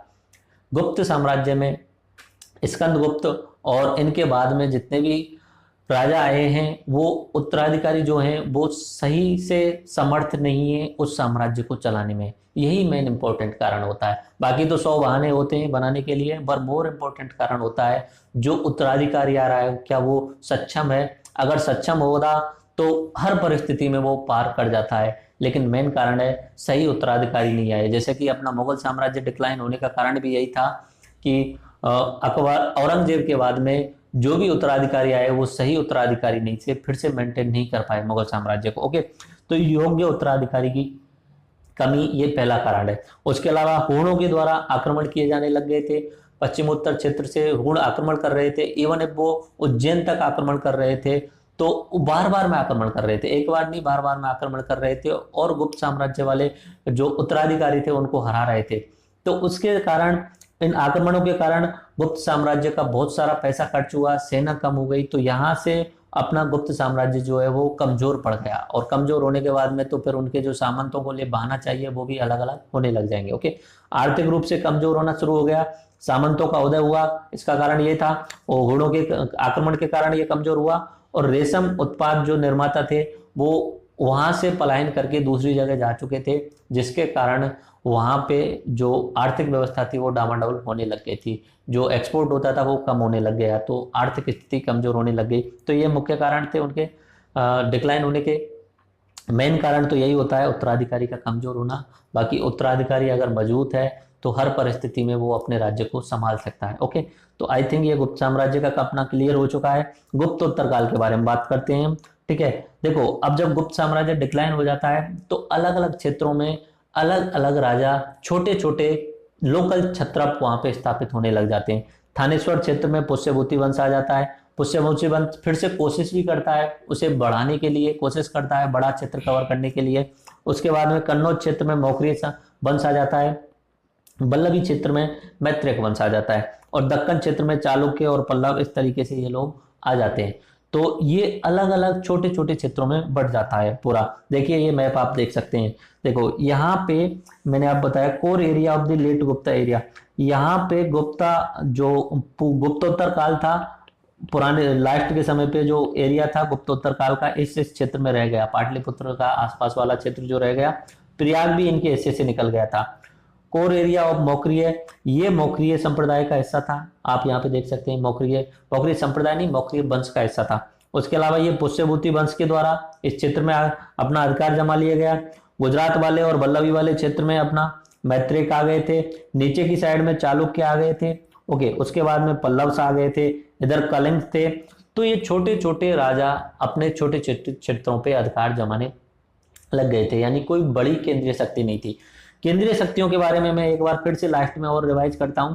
भारत को एकीकृत करने का जो शुरुआत की थी वो चंद्रगुप्त मौर्य के द्वारा किया गया था पहली बार, और उसमें सोच जो थी वो चाणक्य की थी। चाणक्य की सोच थी कि भारत को एक करना चाहिए, नहीं तो विदेशी आक्रांत आएंगे और हम छोटे छोटे राज्यों को तोड़ करके हम पे ही शासन करने लग जाएंगे। तो चंद्रगुप्त मौर्य ने पूरे भारत को एकीकृत किया था, और उसमें सोच जो थी ब्राह्मण चंद्रगुप्त की, ब्राह्मण चाणक्य की थी। ओके, उन्हें राष्ट्र निर्माता भी बोला जाता है। ओके, चंद्रगुप्त के बाद में मौर्य साम्राज्य में पूरा भारत एकीकृत रहा अशोक के समय तक। अशोक के बाद में धीरे धीरे डिक्लाइन होना शुरू हुआ, मौर्योत्तर काल हुआ। मौर्योत्तर काल में शुंग वंश, कर्ण वंश आए, और पश्चिम उत्तर वाले क्षेत्र में विदेशी आक्रमणकारी आए। विदेशी आक्रमणकारियों का मैंने क्रम बताया था। शुरुआत में ग्रीक आते हैं, उसके बाद में आते हैं शक, शक के बाद में आते हैं पार्थियन, और पार्थियन के बाद में आते हैं अपने कुषाण। ठीक है, और यहाँ तक कि मैंने अभी थोड़ी देर पहले गुप्त साम्राज्य जब शुरू किया था तब माना कुछ लोग मानते हैं कि कुषाण ही जो थे उनमें से ही गुप्त बन गए थे, घुड़सवारी अधिक होने के कारण। लेकिन ज्यादातर लोग मानते हैं कि जो गुप्त थे वो वैश्य थे। आज के समय पे भी आप देखते होंगे गुप्ता लोग जो है वो वैश्य ही होते हैं। तो गुप्त लोग जो थे वैश्य थे, उनको ब्राह्मणों का साथ मिला। ये गुप्त जो थे वो घुड़सवारी में और तलवारबाजी में अच्छे थे, तो इन्होंने अपना साम्राज्य विस्तार कर दिया था। तो ये आपको मैंने मौर्योत्तर और गुप्तोत्तर वाला क्षेत्र है मैंने बता दिया। ये गुप्तोत्तर वाले अलग अलग छोटे छोटे राज्य थे। तो मौर्यों के बाद में वो क्षेत्र आने के बाद में गुप्त शासकों ने फिर से भारत को एकीकृत किया। गुप्त शासकों के बाद में कोशिश की गई हर्षवर्धन के द्वारा, और हर्षवर्धन ने पूरे उत्तर भारत के ज्यादातर हिस्से को फिर से कंसोलिडेटेड कर लिया था, एकीकृत कर लिया था। लेकिन हर्षवर्धन अकेला ही था, उसके बाद में उसके उत्तराधिकारी उसे संभाल नहीं पाए। उसके बाद में कुछ हिस्से पर अगर माना जाए तो कुछ हिस्से पर कन्नौज के लिए संघर्ष हुआ। कन्नौज को पाने के लिए पाल, प्रतिहार और राष्ट्रकूटों के बीच में, उसमें कई हद तक गुर्जर प्रतिहार सफल हुए थे, लेकिन पूरे भारत पर वो भी शासन नहीं कर पाए। उसके बाद में 500-600 साल का गैप रहता है, और जब विदेशी आक्रांता, मुस्लिम आक्रांता आते हैं भारत में, तब सल्तनत युग आता है। और सल्तनत युग में दिल्ली से फिर से भारत को एकीकृत कर दिया जाता है, दिल्ली से। उसके बाद में सल्तनत काल जब डिक्लाइन होता है तो उसके बाद में आता है अपना ये सल्तनत काल को आप गुलाम वंश भी बोल सकते हैं। गुलाम इसका एक एक हिस्सा थे, गुलाम वंश, तुगलक वंश, इस तरीके से। तो सल्तनत काल में भारत एकीकृत हो जाता है। उसके बाद में आता है मुगल शासन। मुगल शासन में भी भारत को एकीकृत कर दिया जाता है। अकबर के समय पे, औरंगजेब के समय पे भारत का साम्राज्य इवन अशोक के साम्राज्य के लेवल तक पहुंच जाता है। और मुगल साम्राज्य के बाद में आता है अंग्रेजों का, जो पूरे भारत को ही एकीकृत कर देते हैं। छोटे छोटे राजा महाराजा थे, लेकिन उनको थोड़ी बहुत स्वायत्तता थी, नाम मात्र के राजा महाराजा थे। बाकी अंग्रेजों ने पूरे भारत को एकीकृत कर दिया। और आप जो भारत आज देख रहे हैं वो खंडित भारत है। पाकिस्तान वाला हिस्सा भी किसी समय भारत का हिस्सा था, बांग्लादेश वाला हिस्सा भी किसी समय भारत का हिस्सा था। इवन एक अगर सही ढंग से बात की जाए तो अफगानिस्तान जो था वो भी अपना मौर्य काल में और गुप्त काल में अफगानिस्तान भी भारत का ही हिस्सा था। ठीक है, तो इस तरीके से अगर आप देखेंगे तो अफगानिस्तान में भी बौद्ध धर्म का अच्छा प्रसार था, हिंदू धर्म का भी अच्छा प्रसार था वहां पे, लेकिन धीरे धीरे विदेशी आक्रांत आते गए। शुरुआत में ग्रीक, पार्थियन, हूण, कुषाण उस तरीके से आए थे। उसके बाद में 700 ईस्वी के बाद में लगातार मुस्लिम आक्रांताओं ने भारत से आक्रमण करने की कोशिश की, लेकिन सफलता जो मिली थी 1192 में मिली थी अपने पृथ्वीराज चौहान को हराने के बाद में। ओके, तो अपना गुप्त साम्राज्य कंप्लीट हो चुका है, और मोर इंपॉर्टेंट जो भी टॉपिक थे एंशियंट हिस्ट्री के वो कंप्लीट हो चुके हैं इस समय तक। बाकी अपना साउथ के साम्राज्य बच गए, उसके अलावा छोटे छोटे लोकल क्षत्रप थे वो बच गए, सीमावर्ती राज्य बच गए, राजपूत बच गए। अगर आप चाहेंगे तो उन्हें किसी क्रैश कोर्स नंबर 2 में मैं आपके लिए बना सकता हूं, मैं उसमें एक साथ इन सारे लेक्चर्स को कवर कर सकता हूं मैं। ठीक है, जैसे क्या बचा, संगम काल बच गया। संगम काल जो था वो 0 ईस्वी के मतलब उस समय का था जिस समय मौर्योत्तर काल समाप्त, साम्राज्य समाप्त हुआ था, और गुप्त काल आने से पहले वाला था, उस समय के आसपास का था। पुष्यभूति वंश, वर्धन वंश बच गया, सतवाहन वंश है, पल्लव वंश है। होने को तो अगर मैंने चाहता तो 5-5 मिनट में अभी भी एक्सप्लेन कर देता, क्योंकि एग्जाम में इनमें से कम पूछा जाता है। फिर भी अगर आप सही ढंग से इन्हें करवाना चाहते हैं तो मुझे कमेंट बॉक्स में लिख देना, मैं इनका एक अलग से क्रैश कोर्स 3 घंटे के आसपास में तैयार कर दूंगा, 2.5-3 घंटे में। चालुक्य बच गए, कल्याणी के चालुक्य थे, बतापी के चालुक्य थे, बेंगी के चालुक्य थे। एग्जाम में ये ज्यादा इंपॉर्टेंट है नहीं, एग्जाम में जो इंपॉर्टेंट है वो सारे मैं करा चुका हूँ। ओके, चोल साम्राज्य बच गया है, होयसल वंश बच गया है, राजपूत राजवंश जो है गुर्जर, प्रतिहार, राठौर, चौहान, परमार, चंदेल, सिसोदिया, ये एक छोटे लेवल के लोकल लेवल के थे, ठीक है। और ये भारत के इतिहास में शामिल नहीं होते हैं। एक्चुअली में भारत का इतिहास मतलब भारत को जो एकीकृत करने वाले जो राजा रहे उनको शामिल करना होता है। बाकी लोकल लेवल के जो इतिहास हैं वो राज्य लेवल पे पढ़ाए जाते हैं। ठीक है, अपना राजस्थान के इतिहास में राजपूतों का इतिहास पढ़ाया जाता है, ऐसे एमपी में एमपी वालों का इतिहास पढ़ाया जाता है। तो ऐसे साउथ में अलग अलग चोल साम्राज्य, पल्लव साम्राज्य, राष्ट्रकूट, उन सब का पढ़ाया जाता है, लेकिन इंडिया के इतिहास में इनको शामिल नहीं किया जाता है बड़े लेवल के इतिहास में। ओके, बाकी अगर आप चाहेंगे तो इन सबको एक क्रैश कोर्स में फिर से मैं शामिल कर लूंगा। सीमावर्ती राज्य थे कुछ, पाल वंश, सेन वंश, कश्मीर के राजवंश और असम के राजवंश, जो अपना स्वयं का संप्रभु शासन चलाते रहे थे। आई थिंक इस तरीके से मैंने आपको ये क्रैश कोर्स कंप्लीट कर दिया है। एक बार मैं लास्ट में सब कुछ आपको रिवाइज करा देता हूं कि मैंने आपको पिछले 6 घंटों में क्या क्या पढ़ा दिया है। देखिए, शुरुआत हमने की थी इतिहास क्या है इस बात से, इतिहास का मतलब बताया था इति प्लस हास, ऐसी घटना जो घटित हो चुकी है। फिर मैंने बात की थी कि इसका सच कैसे पता चलेगा कि ये सच है, इसके लिए मैंने आपको स्रोत बताए थे इतिहास को जानने के, पुरातात्विक स्रोत, साहित्यिक स्रोत। पुरातात्विक में सिक्के, स्मारक, मॉन्यूमेंट्स, अभिलेख। ठीक है, एक स्रोत में धार्मिक स्रोत बताए थे, और उसके अलावा जीवनी, यात्रा वृत्तांत, लेखन, नाटक, इस तरीके से कवियों के द्वारा लिखी गई रचनाएं, ये सब कुछ बताया था। ओके, फिर मैंने आपको यहाँ पे बताया था प्रागैतिहासिक काल, ऐसा समय जब लिखना और पढ़ना नहीं आता है, लिखना ही नहीं आता तो पढ़ने की चांस है ही नहीं, तो उस समय को प्रागैतिहासिक काल। प्रागैतिहासिक काल को जानने का एक ही तरीका बताया था कि पुरातात्विक स्रोत जो मिलेंगे उनको कार्बन 14 विधि के आधार पे अनुमान लगा लिया जाएगा कि इतने समय के पुराने रहे होंगे। ठीक है, उसके बाद में मैंने आद्य ऐतिहासिक काल यानी सिंधु घाटी सभ्यता के बारे में आपको कंप्लीटली बताया था, सिंधु घाटी सभ्यता की तरफ लेके गया था, वहां के मैप्स क्लियर कराए थे। धोलावीरा सबसे बड़ी जो मैंने आपको बताई थी, मोहनजोदड़ो, हड़प्पा, राखीगढ़ी, उसके अलावा कालीबंगा, धोलावीरा, लोथल, ये सारे स्थल मैंने आपको उसमें क्लियरली बताए थे। उत्तर दक्षिण साउथ और उत्तर दक्षिण वाले और पूर्व पश्चिम वाले क्षेत्र में आपको बताए थे, मांडा, दायमाबाद, आलमगीरपुर और सुतका गेंडोर, ये मैंने आपको बताए थे। उसकी जो जीवन था वहां का वो भी बताया था। घर कैसे थे, समकोण पर एक दूसरे को काटते हुए थे, समकोण पर काटते हुए वो घर थे। उसके अलावा जल निकास व्यवस्था बहुत अच्छी थी। वहां पे स्नानागार मिला है, सबसे बड़ा जो स्थल मिला है वो स्नानागार मिला है, उसकी साइज भी बताई थी, उसका इमेज भी मैंने आपको दिखाया था। अन्न भंडार वहाँ पे मिले। वहाँ का जो समाज था वो शांति प्रिय था। व्यापारी समाज वहाँ पे एक तरीके से कुलीन समाज था, क्योंकि व्यापार वहाँ का मुख्य धंधा था। ओके, तो ये सिंधु घाटी सभ्यता कराई। फिर ऐतिहासिक काल में आ गए थे। ऐतिहासिक काल में वैदिक युग, इसका समय पीरियड मैंने 1500 से 500 बीसी या 600 बीसी मान लेते हैं, 1500 से 600 बीसी मान लेती है आप। ठीक है। 1500 से 600 बीसी मान के चलिए, 500 बीसी रहने दीजिए, 600 बीसी, बार बार में कंफ्यूजन नहीं होंगे आप। ओके।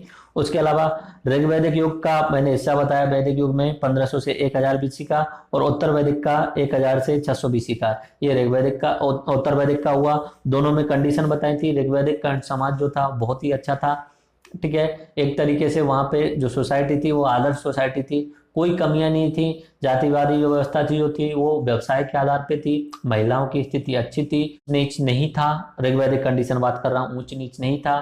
उसके अलावा पदानुक्रम नहीं था, ऐसा कुछ नहीं था कि अलग अलग अधिकार दिए गए हों, लोग एक जाति से दूसरी जाति में चेंज कर सकते थे, ऐसे एग्जाम्पल मिलते हैं वहां पे। उत्तर वैदिक काल में आते आते वो सिस्टम थोड़ा सा जन्मजात होने लग जाता है, और कर्मकांड ज्यादा बढ़ जाते हैं, धर्म में क्रूतियां आ जाती हैं, लोगों की समझ में नहीं आता है धर्म क्या बोल रहा है, संस्कृत भाषा रहती है, जबकि लोग अपनी प्राकृतिक या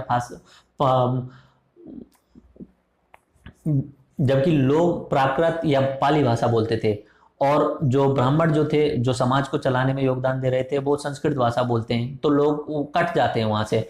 तो उसमें उसी कंडीशन में धार्मिक सुधार आंदोलन हुए।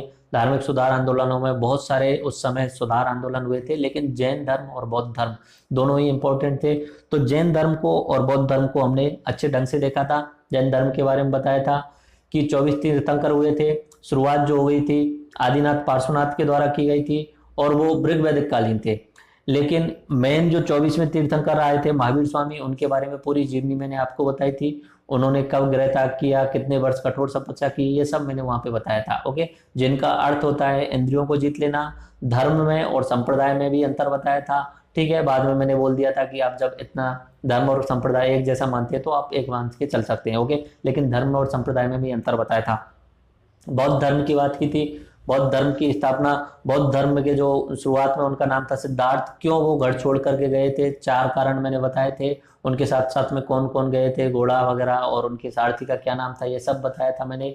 उसके बाद में वहाँ किन किन से दीक्षा ली, और कितने वर्ष उन्होंने कठिन तपस्या की, किस वृक्ष के नीचे उन्हें ज्ञान प्राप्त हुआ, कहाँ कहाँ पे उन्होंने उपदेश दिए, किन किन लोगों को उन्होंने जीवन में सुधार कर लिया, और कौन कौन से राजाओं ने बौद्ध धर्म को अपना लिया, ठीक है। ऐसे जैन धर्म की संगीतियां थी 2, और ऐसे बौद्ध धर्म की 4 संगीतियां थी, ओके। उसके बाद में हम आ गए थे महाजनपद युग में। महाजनपद युग मैंने बताया था अंगुत्तर निकाय में 16 महाजनपदों का वर्णन है, उसी के हिसाब से मैंने वहां पे आपको बताया था। 16 महाजनपदों में उन सभी 16 महाजनपदों की लोकेशन मैंने आपको बताई थी। उन लोकेशनों के हिसाब से मैंने बताया था कि आगे आने वाले समय पे मगध साम्राज्य जो है वो इंपॉर्टेंट रहने वाला है, खुद को इम्प्रूव करने वाला है, और चारों तरफ फैलने वाला है। कंबोज जो था उस पर थोड़ा बहुत संशय था। 2 अलग अलग भागों में मैंने, एक अलग कंबोज का हिस्सा एक कहीं अफगानिस्तान वाला क्षेत्र बताया है, और एक यूपी वाले क्षेत्र में, तो उसमें आपको कंफ्यूजन नहीं होना है। मैंने दोनों ही जगह देखी हुई है, अलग अलग जगहों पे दोनों ही जगह, आप उनमें से किसी एक को मान सकते हो, कोई प्रॉब्लम नहीं है। कंबोज इतना ज्यादा इंपॉर्टेंट नहीं है। इंपॉर्टेंट जो थे मैं आपको बता चुका, उनके लोकेशन आपको बता चुका था, ओके। फिर मैं आपकी बात आए थे मगध का विस्तार कैसे हुआ, वो आपको बताया। मगध के विस्तार में मगध के जो हर्यक वंश थे, नंद वंश थे, वो सब बताए मैंने आपको। नंद वंश में लास्ट जो था धनानंद, धनानंद और चाणक्य के बीच में कैसे वाद विवाद हुआ, चाणक्य ने फिर कैसे चंद्रगुप्त मौर्य को प्रशिक्षण दिया और धनानंद को हरवाया, और पूरे भारत में एक संपूर्ण राष्ट्र इनका निर्माण करवाया, ओके। और सिकंदर का आक्रमण भी उसी टाइम हुआ था, ओके। उस समय मौर्य वंश मैंने आपको कंप्लीटली बताया। चंद्रगुप्त मौर्य, बिंदुसार और अशोक, ये 3 इंपॉर्टेंट राजा थे। अशोक महान, पूरा उसके बारे में उन्होंने क्या क्या सिस्टम किया। 261 बीसी में कलिंग का युद्ध हुआ था, ये सब मैंने वहां पे बताया था। और अशोक का करीब करीब 50 साल का जो शासन रहा था, बहुत ही समृद्ध शासन था। लेकिन बौद्ध धर्म को अपनाने के कारण, अहिंसा की नीति को अपनाने के कारण, अशोक की मृत्यु के बाद में उनके उत्तराधिकारी जो थे उसे संभाल नहीं पाए। अहिंसा नीति होने के कारण वो धीरे धीरे मौर्य एम्पायर भी डिक्लाइन होने लग गया था। मौर्य एम्पायर डिक्लाइन होने के बाद में मगध वाले क्षेत्र में कर्ण वंश और शुंग वंश जो थे वो 2 आए थे। उसके अलावा पश्चिम उत्तर क्षेत्र में अलग अलग आक्रमण होने लग गए थे। उनमें से मैंने शुरुआत की थी ग्रीक वाली, ग्रीक के बाद में शक, उसके बाद में पार्थियन, और उसके बाद में कुषाण। तो ये पश्चिम उत्तर क्षेत्र में पाकिस्तान और अफगानिस्तान वाले क्षेत्र में आक्रमण होते जा रहे थे, और वो अपना साम्राज्य वहां पे स्थापित करते जा रहे थे। ये करीब 300 साल तक चलता है। उसके बाद में धीरे धीरे अपने कौशाम्बी वाले क्षेत्र में गुप्त वंश का उदय होता है, और गुप्त वंश धीरे धीरे अपने आप को बढ़ाना शुरू करता है, और फिर से पूरे भारत को एकीकृत कर लेता है, पूरे भारत को एक कर देता है। यानी मौर्यों के बाद में गुप्तों ने फिर से भारत को एकीकृत किया। गुप्त साम्राज्य की सबसे इंपॉर्टेंट बात यह थी कि ये ब्राह्मण लोगों को अपने साथ में लेके चल रहे थे, ब्राह्मण डोमिनेंस में थे, इसलिए गुप्त साम्राज्य जो था वो लंबे समय तक चला, क्योंकि ब्राह्मण जो है साम दाम दंड भेद वाली नीति अपनाते थे। ब्राह्मण को यहाँ जाति से मत जोड़ना, इंपॉर्टेंट बात यह, ब्राह्मण को जाति से मत जोड़ना किसी भी जगह, ठीक है। ब्राह्मण का कुछ अलग मतलब होता है, ब्राह्मण यानी पढ़े लिखे, एक तरीके से वो शब्द होता है, ओके। तो उसके बाद में विदेशी आक्रमण को बताया, आपको बताया था। और गुप्त काल मैंने बता दिया, गुप्त काल में भी चंद्रगुप्त फर्स्ट, उसके बाद में अपना समुद्रगुप्त और चंद्रगुप्त सेकंड, ये तीन इंपॉर्टेंट बताए थे। स्कंदगुप्त वगैरह ये हुए थे, वो इतने ज्यादा इंपॉर्टेंट नहीं थे। उनका गोल्डन एज क्यों कहा ये भी बताया, क्यों स्वर्ण युग कहा गया, उनका व्यापार की स्थिति कैसी थी, आर्थिक स्थिति कैसी थी, सामाजिक स्थिति कैसी थी, और उसके अलावा राजनीतिक स्थिति मैंने आपको बताई थी, छोटे छोटे नाम भी बताए थे। राजनीतिक स्थिति में भुक्ति कौन होता है ये भी बताया था। भुक्ति एक साम्राज्य, मतलब एक प्रशासनिक व्यवस्था बताई थी, ठीक है। उसके अलावा मैंने देश भी बताया था उसमें, और उनके एक अलग अलग आईजी रेंज वाले अधिकारी को क्या बोला जाता था, ये सब बताया, ओके। उसके बाद में ये जो है संगम युग जो है हमारा बच जाता है, ठीक है। ये साउथ में एग्जाम की दृष्टि से इतने ज्यादा इंपॉर्टेंट नहीं है, मौखरी बाटा वगैरह ये 5-5 लाइन के मैं कंप्लीट भी करा सकता था, लेकिन उसमें इतना ज्यादा मजा नहीं आता। अगर आपको कंप्लीट करवाना है तो आप मुझे बता देना, क्रैश कोर्स नंबर 2 में 2.5 या 3 घंटे में ये जो बच्चे कराने की कोशिश करूंगा। और अब के हिसाब से मैं अपना प्राचीन भारत का इतिहास आपके लिए पूर्ण रूपेण करा चुका हूं। इतने कम समय में इतना क्रिप्स करते हुए सारी चीजों को आपके सामने मैंने यहाँ पे प्रस्तुत कर दिया है। आई गारंटेड यू कि मैंने अपनी बेस्ट करने की कोशिश की है, आपको ये सब कुछ समझ में आया होगा। और अगर आपको कोई भी प्रॉब्लम रही हो तो मुझे आप कमेंट बॉक्स में सुझाव दीजिए, कमेंट बॉक्स में बताइए, और आप नीडी पर्सन्स के साथ में से शेयर कीजिए। अब मैं यहाँ पे इसे रोकता हूँ। राम राम सा, धन्यवाद, जय हिंद।